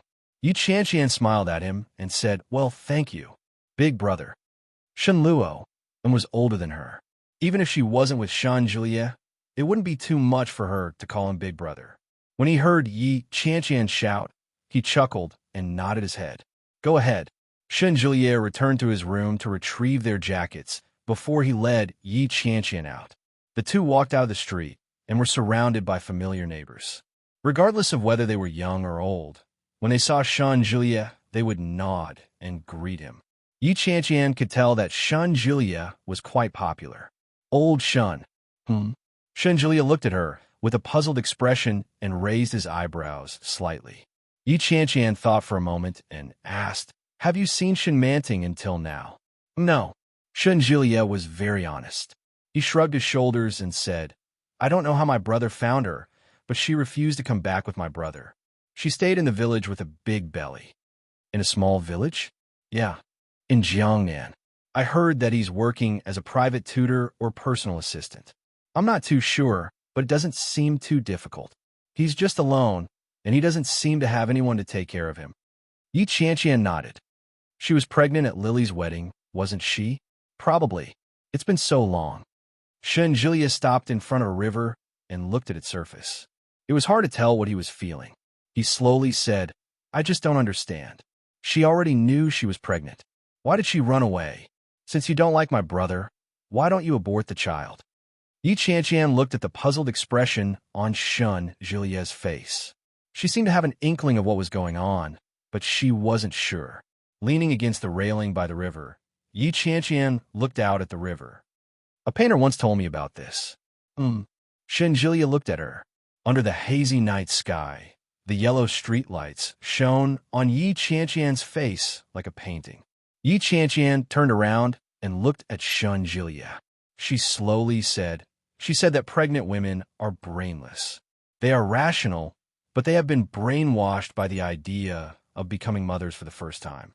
They have an inexplicable love and expectation for the little thing in their wombs, who they don't know if it will ever be born."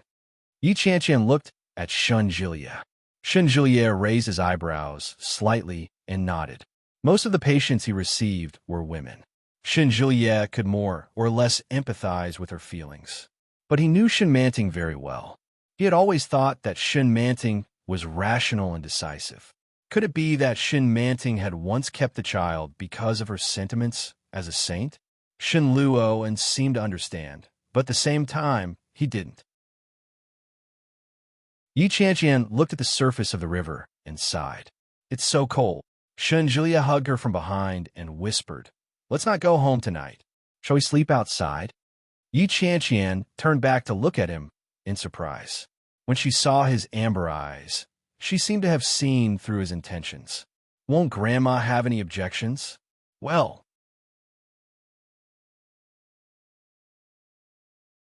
Chapter 1892. Think about it based on her normal reaction. Yes, I think so too. Yi Qianqian turned her head and looked at him. Forget it. It's only the first night. The day after tomorrow is New Year's Eve. I don't think it's a good idea. Shun Julia looked a little resentful. He leaned against her and blew hot air on her cheek. He gently nuzzled her and said, you have to stay at home on New Year's Eve, the first and the second day of the Lunar New Year. You can't spend the night outside. Forget it. Why do you have to spend the night outside? Yi Qianqian asked, even though she already knew the answer. Her cheeks were a little red from the cold or from embarrassment. Shun Julia snorted and leaned over to give her a kiss on the cheek. Yi Qianqian was startled. She twisted her body and looked around. Indeed, there were people watching them. Are you crazy? There are so many people watching. Shun Julia chuckled and pulled her along. Let's go. Where to? Let's go somewhere fun. Shun Julia turned his head and smiled brightly. Yi Qianqian vaguely felt that it wasn't that simple. The place they were going to wasn't far, but it wasn't close either. Shun Julia went back to the car and drove for about 10 minutes before he stopped. After parking the car, Shun Julia led Yi Qianqian inside. It was Yi Qianqian's first time spending the winter in the north. She found that no matter where she went in the capital, there was a thick layer of cotton curtains at the entrance. Inside, there was a layer of rubber curtains that kept the heat inside well. At the same time, it also served as a soundproof effect.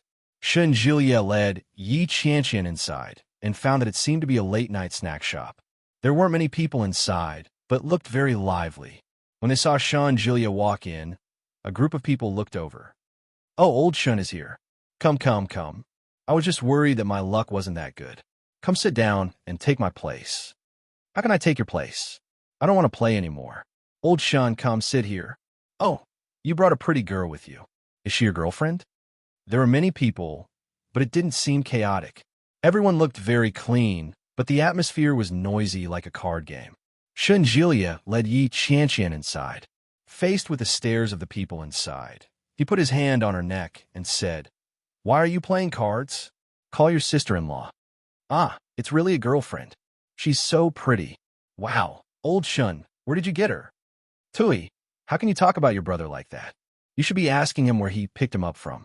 He's so lucky. Shun Julia couldn't help but laugh at their words.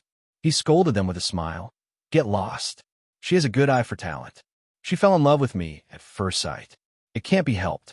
I'm good looking, unlike you poor losers who only know how to play cards all day. As he spoke, Shun Julia brought over 2 chairs for himself and Yi Qianqian to sit down.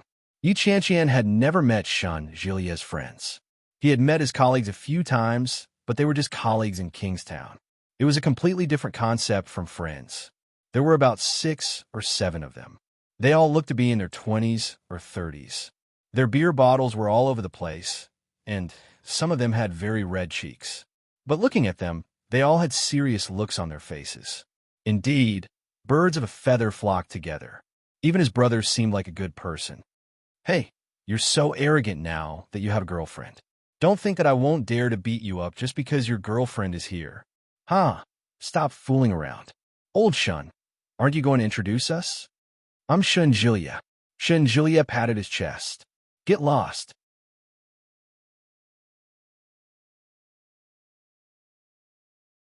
Chapter 1893.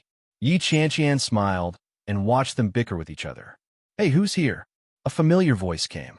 Yi Qianqian and Shun Julia turned their heads at the same time and saw a man walking over. He was dressed in black casual clothes and looked quite fashionable. His black hair was short, and he looked clean. Yi Qianqian recognized him. Isn't this Luo Zhan? No, that's not right. He has a northern accent. He should be Luo Zhan's twin brother, Luo Ran. Luo Ran came up and looked at Shun Jilia with a smile. Dr. Shun, why didn't you tell us that you were coming? Shun Jilia stood up and punched him. Luo Ran reached out his hand, and their fists collided. Then, they clasped hands and put their arms around each other's shoulders. Shun Jilia bumped into him and teased. Aren't you going to the bar to pick up girls today? Bah, no way. Someone shouted and laughed. Someone shouted and laughed out loud. I was almost pestered by a woman. Where did I get the courage to go to the bar now? Ha ha ha ha. Not only him, but the people next to him also laughed when they heard it. Xiayin, shut up. Luo Ran grabbed an empty beer can and threw it at him. Xiayin dodged and laughed even more arrogantly. You're angry out of shame. Shun Jilia was interested and asked curiously, What's going on? There seems to be some hot news. It's more than hot news. It's shut up. Luo Ran interrupted him. Another person chimed in. What a disgrace to the little prince of love. Ha ha ha ha. There was a roar of laughter. Luo Ran was annoyed and shouted, Are you done? Shun Jilia was shocked and looked sideways. Luo Ran's temper was not bad, even better than Shun Jilia's. It was rare for him to speak so loudly like today. So what's going on? Shun Jilia was even more curious. Xiayin shrugged and said, The little prince of love won't tell me. The little prince of love is angry. Little prince of love, do you want a drink? Get lost. Luo Ran couldn't bear it anymore. If you say another word, I'll *CK you. Buffed.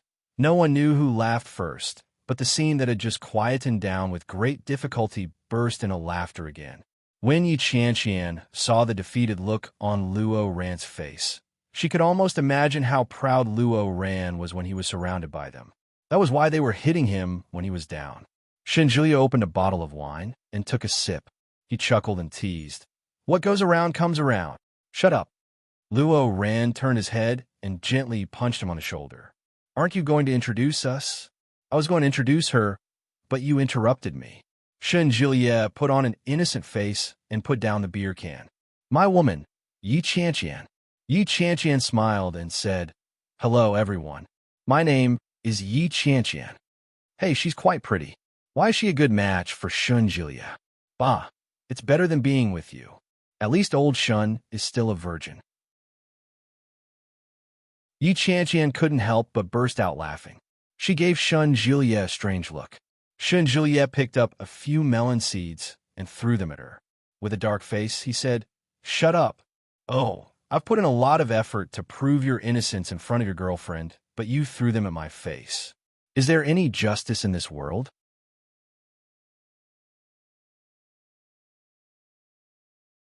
Chapter 1894. Shun Jilia's face turned red, and he said confidently, To prove my chastity, I would rather die than submit. Are any of you cleaner than me? Well, I'm not as clean as you, but you're a virgin. As soon as Xie Yin's voice fell, the group of people burst into laughter again. Seeing the group of people laughing so happily, and seeing Shun Jilia's slightly red face, Yi Qianqian coughed lightly and said, Not anymore. The laughter stopped abruptly. Yi Qianqian's face was a little red, and she felt a little embarrassed under the eyes of the people around her. Shun Jilia let them laugh because he respected her. Yi Qianqian knew that, but she couldn't stand it anymore when they laughed at him like that. Although she was a little embarrassed, at least when she saw their expressions, Yi Qianqian felt a sense of relief. Shun Jilia didn't expect Yi Qianqian to say that. He was surprised, but at the same time he felt happy. Ha. Shun Jilia saw the expressions of the group of people, and he had never felt so happy before. He couldn't help but hug Yi Qianqian and kiss her on the cheek. He said, I wanted to let these guys be proud, but I didn't expect you to be so honest. How boring. Yi Qianqian really wanted to roll her eyes at him. Look at how proud you are. If it weren't for me, you wouldn't be so happy. However, she still had to give a man face. When she heard that, Yi Qianqian lowered her head shyly and said, Well, I'll bear with it next time and not expose it. Shun Jilia looked even more proud. He loved Yi Qianqian's cooperation. When the people around heard that, they all looked angry. That's too much. You can't show off your love like this. If you have the guts, play cards with us. Old Shun, I didn't expect you to be so cunning. You deliberately brought your girlfriend to show off. I've seen through you. When Luo Ran saw Shun Julia's proud and arrogant face, he couldn't help but laugh. He took a sip of wine and introduced himself. Hello, sister-in-law. I'm Luo Ran. As he spoke, Luo Ran pointed to a few people next to him and said, the one with the nasty mouth is Xiayin. The one with the reddest face is Lin Bin. The thinnest is Wang Shanin. And after introducing them one by one, Yi Qianqian realized that they were all college classmates. Most of them were doctors, but there were also a few from other professions. It could be seen that their relationship was very good. However, after spending some time with Shun Julia, he realized that Luo Ran was the closest to him. No matter what Shun Julia said, Luo Ran could keep up with him. Shun Julia could see through Luo Ran's thoughts. There seemed to be an unsurpassable tacit understanding between the two of them. Just a glance was enough to communicate. In the past, it was the same between her and Fong Tong Tong. Since when did everything change? After 3 rounds of drinking, Luo Ran, who had already drunk a little, was forced to drink more by Shun Julia. He was beginning to get drunk. From then on, Shun Julia began to ask Xiayin about the story of Luo Ran, the famous prince of love who had lost his footing. Yi Qianqian leaned over curiously, but Xiayin deliberately kept her in suspense and asked, You want to know? Play a few rounds with us? Shun Julia replied, Don't talk too much. Be civilized. Bah, do you want to fight? Fight.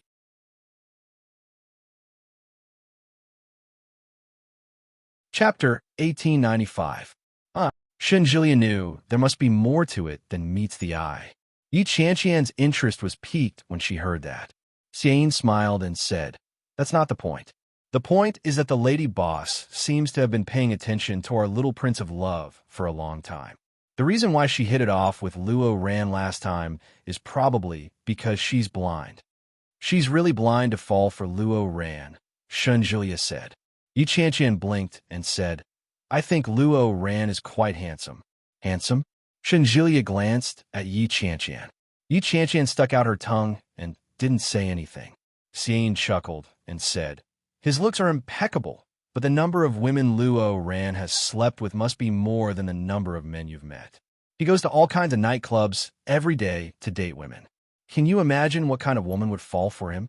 Yi Qianqian had heard a little about it, but she didn't expect Luo Ran's private life to be so messy. Ha ha ha, that woman has a lot of influence. She's very strict about catching him. Basically, every time Luo Ran goes to a bar, that woman will definitely appear. Then, as soon as Luo Ran starts to pick up girls, he'll definitely ruin it. That's really tragic. Shun Julia began to sympathize with him. The little prince of love is going to ruin his reputation.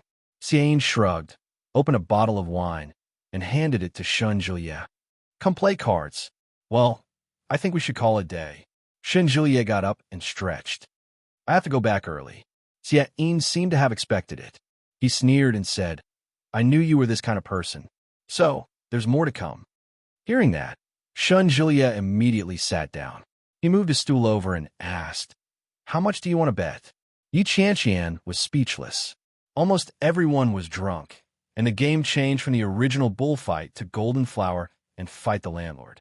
In the end, Xiayin lost and said, I'm not playing anymore. Let's go home and sleep. Wait, you haven't finished yet. Shun Julia grabbed him. What else is there to tell us? Shun Julia was also a little tipsy, but he couldn't forget that incident. Xiayin yawned and said, Actually, it's not that big of a deal. It's just that you know the principle of the little prince of love. We can't have sex more than 3 times. How many times did Luo Ran play with her? I don't know. Xiayin took a sip of wine, but we've seen it more than 3 times. Yi Qianqian secretly clicked her tongue. How could such a person be a doctor? His background seemed to be strong enough. Or was his ability strong enough? Such a person needed to be strong in every aspect. After listening to the gossip, Shun Julia looked at Luo Ran, who was lying on a few chairs and sleeping. He said angrily, You guys take him back later. I'm leaving with my woman. All right, get lost. Xiayin yawned and waved at Yi Qianqian. Goodbye, sister-in-law. Goodbye. Yi Qianqian waved back. When Shun Jiliet came out of the room, he could barely stand in the cold wind. He felt dizzy and collapsed on top of Yi Qianqian. Yi Qianqian quickly held him up and said, "You're really going all out just to get some gossip. Let's take a taxi back." "But I'm lucky today. Let's not go back. Let's go there."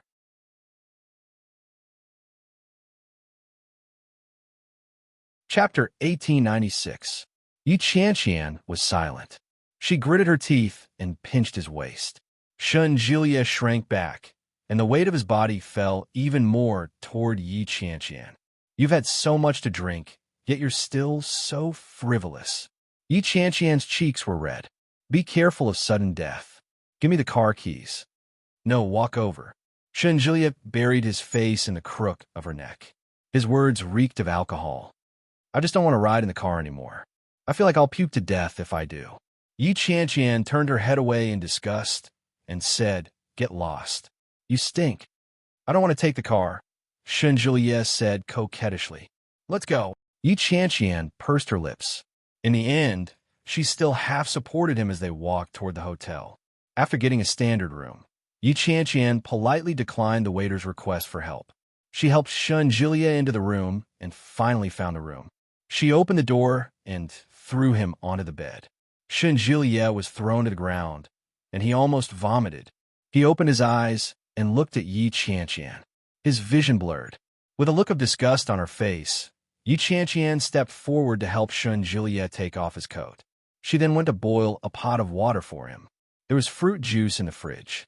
He took out the sour plum juice and warmed it in the kettle. When Shun Jiliet was helped up a drink of sour plum juice, he was a little confused and asked, "Isn't this sour plum juice?" "Yeah, sour plum soup to cure the hangover." "I don't know, but I know that sour plum soup can stop vomiting." Yi Qianqian helped him up and poured the plum soup into his mouth. Shun Jiliet couldn't drink anymore and turned his head away. "My stomach is full of water. Can't you feel sorry for me?" Yi Qianqian gritted her teeth and smacked him in the stomach. Shun Jiliet wailed and looked at Yi Qianqian pitifully. "Serves you right. I need to go to the bathroom," Shun Jiliet whispered. No matter how Yi Qianqian heard it, this guy sounded like he was acting coquettishly. "Go by yourself.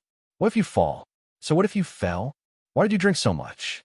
Although she said that, Yi Qianqian still supported him and walked step by step to the bathroom. After urinating, Yi Qianqian touched his neck and realized that there was a thin layer of sweat on it. She unhappily took off his sweater and scolded, "You don't know how to say it when it's hot. You might as well die from the heat." "Hot? You're only telling me now? I've already taken it off." Shun Jiliet opened his eyes in a daze. He looked at Yi Qianqian and said, "Of course not. You lied to me." Yi Qianqian was speechless. Ignoring him, Yi Qianqian took off her coat and sweater and went to take a shower. When he came out of the shower, Shun Jiliet was sprawled on the bed, wearing only a thin layer of clothing. His cheeks were flushed, and his breathing was even. He had fallen asleep. Yi Qianqian straightened his legs. When she finally managed to get him to lie down properly, Shun Jiliet turned around and slapped her to the ground. Yi Qianqian was startled and turned to look at him. She didn't know if Shun Jiliet was conscious or not, but he tugged on her leg.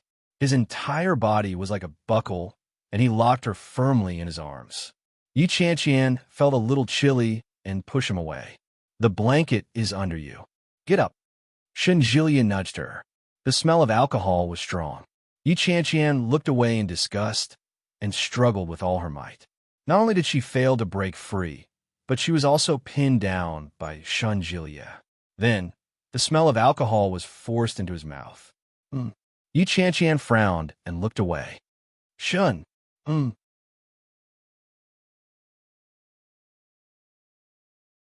Chapter 1897. Although there was a heater in the room, the temperature was not particularly high. Shun Jiliet's kiss sent chills down her spine. However, he couldn't break free even if he wanted to. The drunken Shun Jiliet seemed to be much stronger than usual. After getting used to the taste in his mouth, it didn't seem that bad anymore. But she was really afraid that he would suddenly vomit and dirty her. She tried to push him away, but Shun Jiliet's hand seemed to have eyes of its own. Even though his eyes were closed, he was able to firmly grasp her hand. He hooked his leg and pressed it between her legs. Yi Qianqian was so sensitive that she trembled. She simply gave up resisting. She reached out, unbuckled his belt, and tore his shirt open almost roughly. After not seeing him for 4 months, it was impossible for her not to miss him. Perhaps it was because it had been a long time, but Yi Qianqian didn't have a particular need for such things. It was just that at this moment, his body felt a little hot from the teasing. Shen Juliet suddenly opened his eyes. His palms pushed her clothes higher, and his movements gradually became gentler. It was only then that Yi Qianqian realized what was going on. What the F***CK? Pretending to be drunk? However, it was too late now. Shen Juliet pulled up the blanket and covered the two of them. Yi Qianqian's breathing became more and more erratic. I missed you. Shen Juliet's voice was low, and it carried the sexiness of drunkenness. Yi Qianqian opened her eyes and saw him crawling on top of her. She looked loyal and adorable. She couldn't help but raise her head to kiss him, but Shen Juliet kissed her back forcefully. The night was long, but the night was short. Perhaps it was because of the alcohol, but Shen Juliet was exceptionally rough this time. Yi Qianqian almost punched him and shouted, "Slow down." Shen Juliet chuckled and said slowly, "Don't worry. It won't be too soon." Yi Qianqian replied, "Yeah, you bastard." Yi Qianqian didn't know what time it was when it ended. She drifted off to sleep, only to be woken up again in a daze. Yi Qianqian was shocked. She snapped out of it and exclaimed, "What are you doing?" He wanted to close his legs, but they were immediately pried open. "Don't move. Enjoy it." When he slept, he didn't draw the curtains. When he woke up, the sky was already bright. Yi Qianqian felt that she might fall apart from the torment, but her eyes were blinded by the bright sky. She got up and drew the curtains before climbing back into bed to continue sleeping. However, as soon as he climbed up, he was hugged tightly. Yi Qianqian stiffened and warned, "If you mess with me again, I'll kill you." Shen Juliet chuckled and said, "I'm done. I'm going to sleep." Yi Qianqian was infuriated by his laughter. She pushed and kicked him, but that wasn't enough. She bit down on his neck. Shen Juliet screamed, "I murder." Yi Qianqian didn't exert much force. When she heard him scream so miserably, she immediately let go. "Bah, bah." Shen Juliet hugged her tighter and whispered, "Aren't we going to sleep?" Yi Qianqian kicked him and yelled, "Do you have a death wish?" Shen Juliet chuckled. He held her in his arms as he closed his eyes and whispered, "I want a child." Yi Qianqian closed her eyes and opened them again.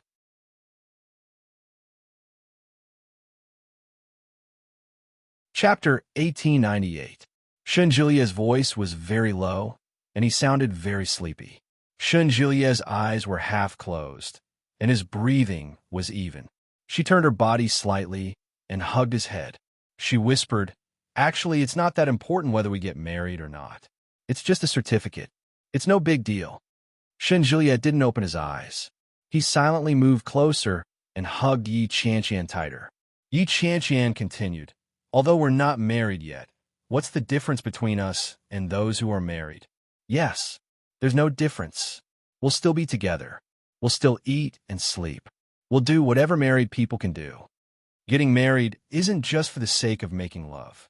Shen Juliet raised his head. His straightforwardness made Yi Qianqian blush. "I can also give birth to your child legitimately and let you call my parents mom and dad. Your father and I can call each other father and son. I can also make your home my home and my home your home. From then on, you and I will recognize each other, and the law will bind us together. When that time comes, we will never be able to separate." Shen Juliet's long speech made Yi Qianqian burst out laughing. She reached out to caress his face and asked, "Are you afraid that I'll run away with someone else?" "I'm afraid. Don't worry." Yi Qianqian kissed him on the lips. "Other than death, nothing can separate us." As he spoke, he raised his left hand. On it was a sparkling diamond ring. "We're already married. It's just a formality." Shen Juliet pressed her hand down and held her in place. In a low voice, he said, "That's exactly what I want." Yi Qianqian was speechless. Actually, she really wanted it. "Oh, I'm so sleepy." Yi Qianqian changed the topic. I'll take a nap. Yes. Shenjilia calmed down. He hugged her and closed his eyes. She slept all the way until noon. When she woke up, Shenjilia was in the bathroom taking a shower. Yi Qianqian yawned and picked up her clothes. By the time he finished showering and blow-drying his hair, it was already past 2 in the afternoon. After checking out of the room, Yi Qianqian felt a little guilty at the thought of going back. How about we don't go back? They pretended that they hadn't just woken up and had been out for the whole day. Shenjilia could tell what she was thinking at first glance. He chuckled and said, "Let's go eat first." "All right," Yi Qianqian replied, but she felt like she was floating as she walked. As she supported Shenjilia, Yi Qianqian was slightly annoyed and said, "There won't be a next time. If this kind of perverted torture happened again, she might really fall apart." Shenjilia pretended not to hear her. He pulled her into his arms and returned to the spot where he had parked the day before. The two of them found a place to eat, and Shenjilia took Yi Qianqian out to play. Considering that Yi Qianqian's legs weren't working well the night before, Yi Qianqian took her to play some activities that weren't physically taxing and didn't require her to walk. During that time, Mrs. Shen called him several times, but Shenjilia brushed it off vaguely. When he got home, it was already past 8 o'clock in the evening. Mrs. Shen and Shen Longyue were sitting on the sofa watching TV. When they saw them, the couple looked at each other but didn't say anything. They pretended not to see them. Yi Qianqian felt extremely awkward and greeted them. "Hello, uncle." "Hello, auntie. You're back. Do you want to eat?" Nanny, he came up to them and asked, "I left some food for you. Shall I heat up for you?"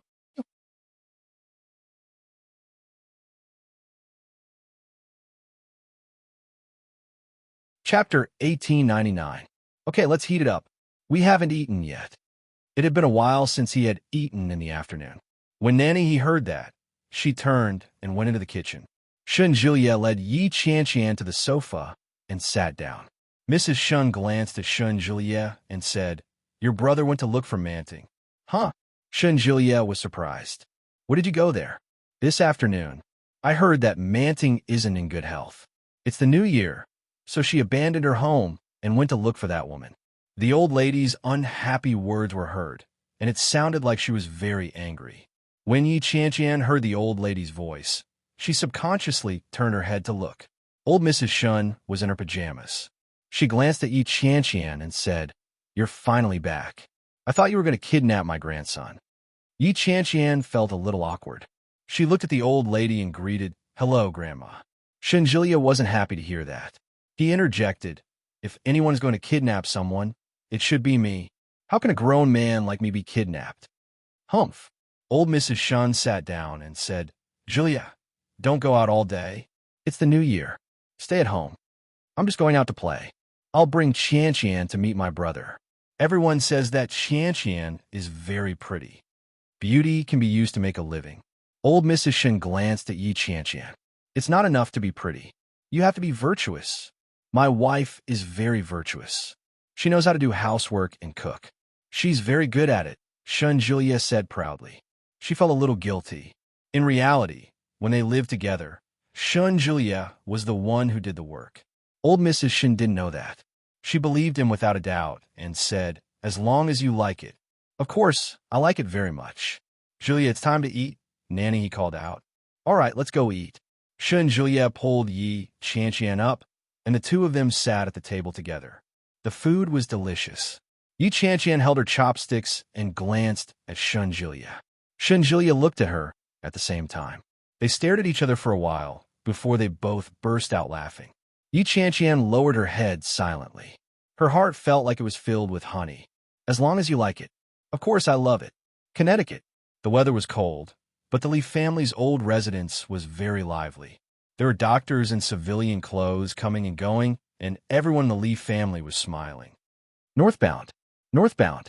"Ah!" A woman's scream came from inside the room. Outside, Li Beixing was as anxious as an ant on a hot pan. He paced left and right, and when he heard his wife's screams inside, he became even more anxious and sweaty. "Mom, I want to go inside." Qin Shuhua held her son's hand outside. Smiling helplessly and happily, she said, "No, no, Women are giving birth. Men are not allowed in. Li Beixing was about to go crazy. He shouted, "My wife is giving birth inside, not someone else's wife. Why can't I go in?" "No." Qin Shuhua was very insistent. She pulled Li Beixing away and said, "If a man goes in, it's not good for the pregnant woman. How can there be so many feudal superstitions? I don't believe it."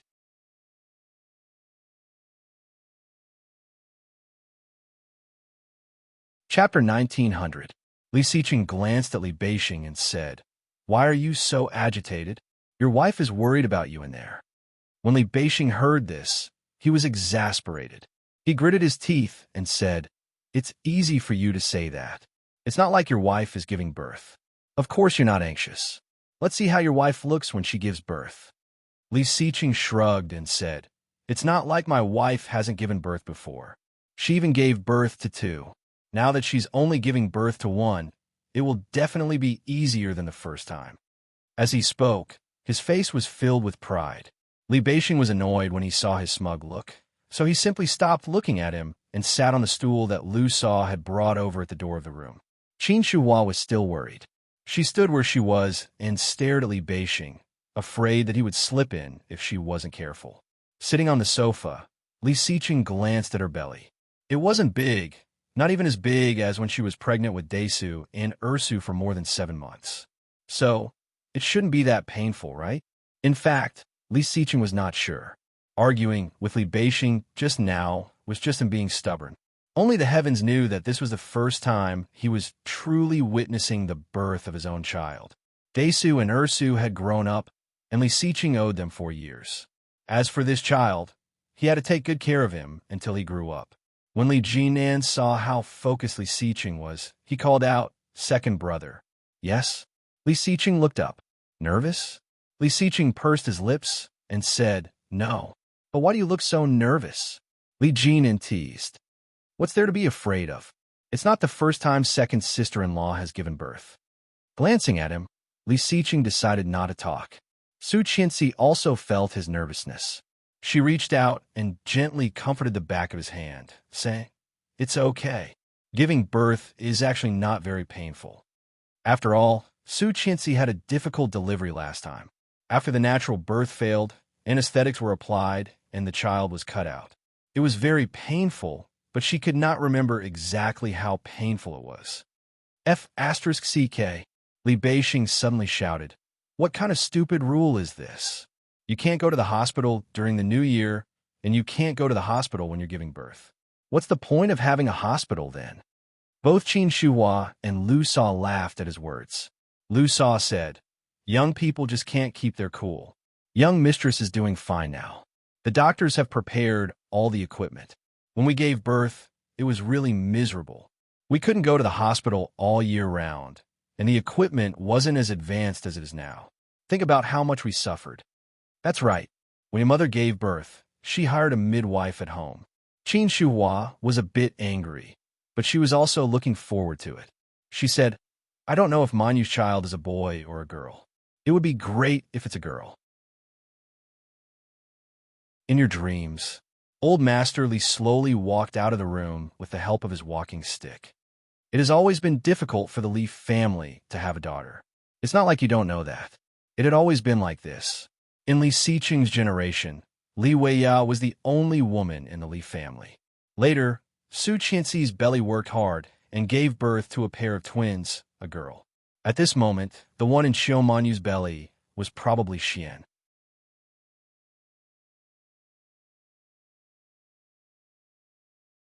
Chapter 1901. Old Master Li's words made everyone laugh. Yi Yu came up and helped Old Master Li to sit on the sofa. Old Master Li snorted and said, "What are you laughing at? Am I right?" Old Master Li's back was hunched, and his silver hair was loose. The wrinkles and age spots on his face were obvious. He slowly walked to the sofa and said, "In the past, there were midwives who worked on their own. Now, when people want to deliver a baby, they have to go to a hospital to hire a midwife. Oh no, the name is much more elegant now. People call them obstetricians and gynecologists." "Grandpa, have some tea." Su Qianxi handed a cup of tea to old Master Li and couldn't help but laugh. The doctor is still inside. He won't be happy if he hears this. How can he not be happy? Old Master Li took the tea. He can earn extra money during the new year. He must be very happy. But Qian, why didn't the children come? The children are at home. Desa brought his friend over for the new year. Nanny Rong has nothing to do at home this year, so I asked her to take care of the children for me. We will go back to our hometown for the new year tomorrow. Su Qianxi sat next to Li Xiqing and spoke of the children with a gentle smile on her face. Old Master Li heard that and nodded. That's great. It's great that the children are so obedient. I was afraid that you wouldn't be able to take care of the 3 children by yourself. But is Desu's friend the little guy who came from the capital last time? Yes, his name is Chu. Well, his full name is Yu Chulin, right? It sounds quite nice. Old Master Li nodded. Qianqian's child, whether it's a boy or a girl, has been named Li Moyun. Grandpa, what about me? Li Jinan leaned over. This is my first child. Grandpa, please help me name him. I'll help you. What should he be called? I don't know. Li Jinan had left the name for Old Master Li, so he didn't even think about it. I've already named the eldest. If it's a boy, he'll be called Li Yuanhang. If it's a girl, she'll be called Li Qinhuan. Sound good? Li Jinan quickly flattered. What about mine? With a look of disgust, Old Master Li reached out and pushed his face, saying, Don't worry about it. I'll think about it slowly. Li Xiqing smiled and said, Grandpa, I bought some bacon for you. I'll ask Mom to make some for you later. I don't have any teeth. I can't eat anymore. Old Master Li snorted and turned his head away. Why don't you give me something soft to eat? It's specially processed, so it's not hard.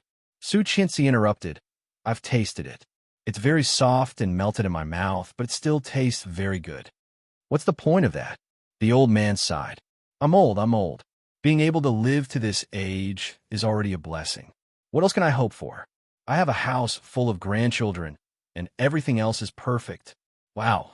The loud cry of a baby drew the attention of everyone in the room. Li Beixing was like a spring that had been released. He jumped up, laughed loudly, and said, I've given birth. As he spoke, he wanted to go in. Don't let him in. I'll wash the baby. Of course, Qin Shuan knew. While she was excited, she pressed down on her son and asked, Is it a boy or a girl?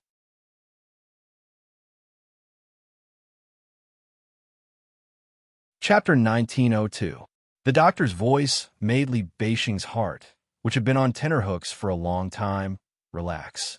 When Qin Shuhua saw her eldest son like this, she sighed and said, Our Beixing is a father now. Time really flies. How is it fast? Beixing is already in his 30s, and it's his first time becoming a father. Even his younger brother is faster than him. Li Xiao heard the commotion and walked out with a smile on his face. Li Beixing didn't mind being scolded. He stood at the door and waited for the person inside to open the door. Finally, the doctor came out in a short while. The baby was wrapped very well. His eyes were closed, and his lips were pursed. His tiny body was covered in a layer of red. When Qin Shuhua saw the chubby baby, she was overjoyed. She took him from him and hugged him in her arms. She said happily, You've finally given birth. Hey, let Grandma give you a hug. When Li Beixing saw his son, he smiled contentedly and immediately slipped inside. When everyone saw Li Beixing's actions, they couldn't help but laugh. Xiao Manyu was exhausted inside. It was winter, but her body was covered in a layer of sweat. A nurse was cleaning Xiao Manyu under a thick quilt. When she saw Li Beixing enter, she exclaimed, Why did you come in? Li Beixing didn't care. He went forward to look at his wife. Xiao Manyu's usually pretty face was pale.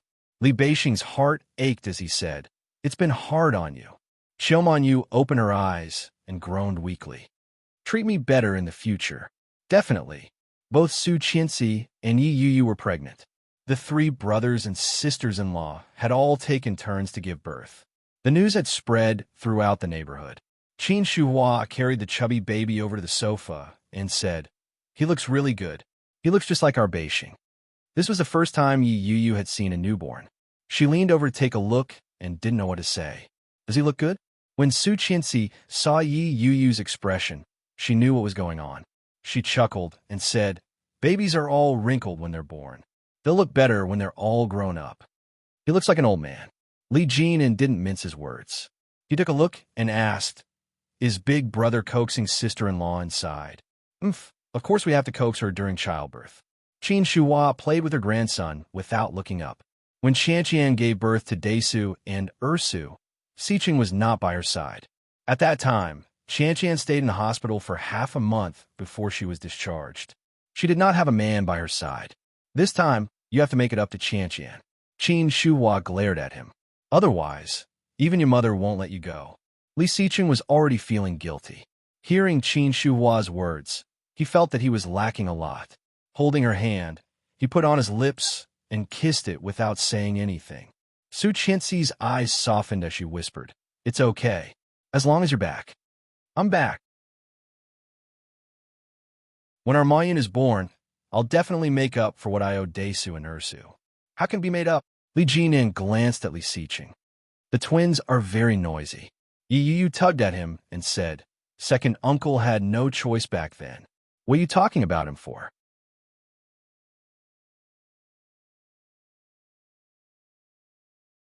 Chapter 1903. The resentment in his words was clear.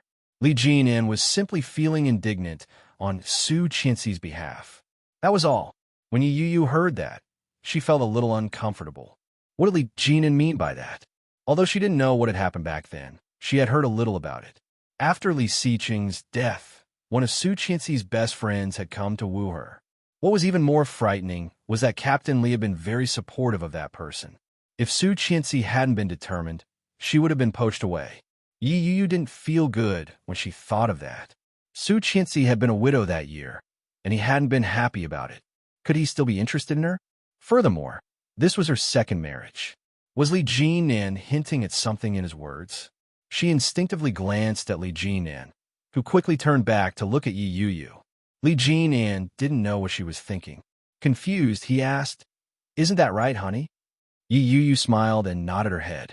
Su Qianxi quickly waved her hands and said, All right. Siqing was just thinking about our future. If it hadn't been for those 4 years, we might still be living in fear." The Tang family wouldn't let them off. Su Qianxi knew that very well. Let bygones be bygones. What's the point of saying that? Captain Li paused his walking stick with a displeased expression. Li Siqing was silent. He gave Li Jinan a meaningful look. The Li family was overjoyed. Lu Sa had cooked a lot of delicious dishes to celebrate. Li Beixing was immersed in the happiness of the birth of his first son. Li Siqing asked Su Qianxi to stay at the old manor while he went to pick up the children for dinner. The whole family was happy and harmonious. However, it wasn't so peaceful on the way back. Li Jinan drove, and Yi Yu sat in the front passenger seat. Yi Yu reclined the seat and leaned back. She called out, "Hubby, yeah? Did you like second sister-in-law in the past?" Yi Yu's question was more direct. She had been holding these words in for a long time. When she heard Li Jinan's indignation for Su Qianxi, she couldn't stop it. She felt that if she didn't say it out loud, she would go crazy.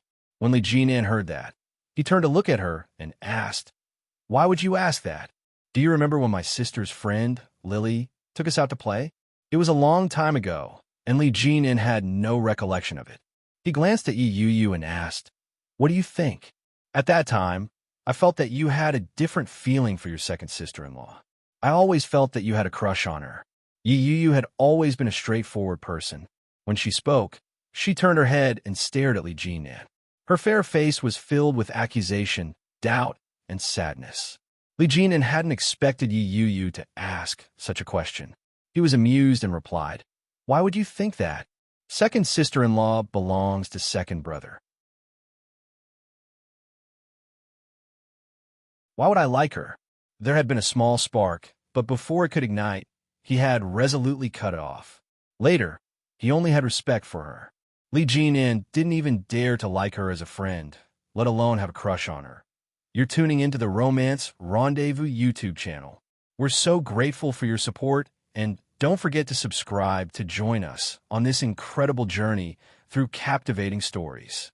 Your generosity through donations truly makes a world of difference, as it's the primary source of revenue that allows me to expand and enhance this channel for you. Thank you from the bottom of my heart for being a part of this adventure.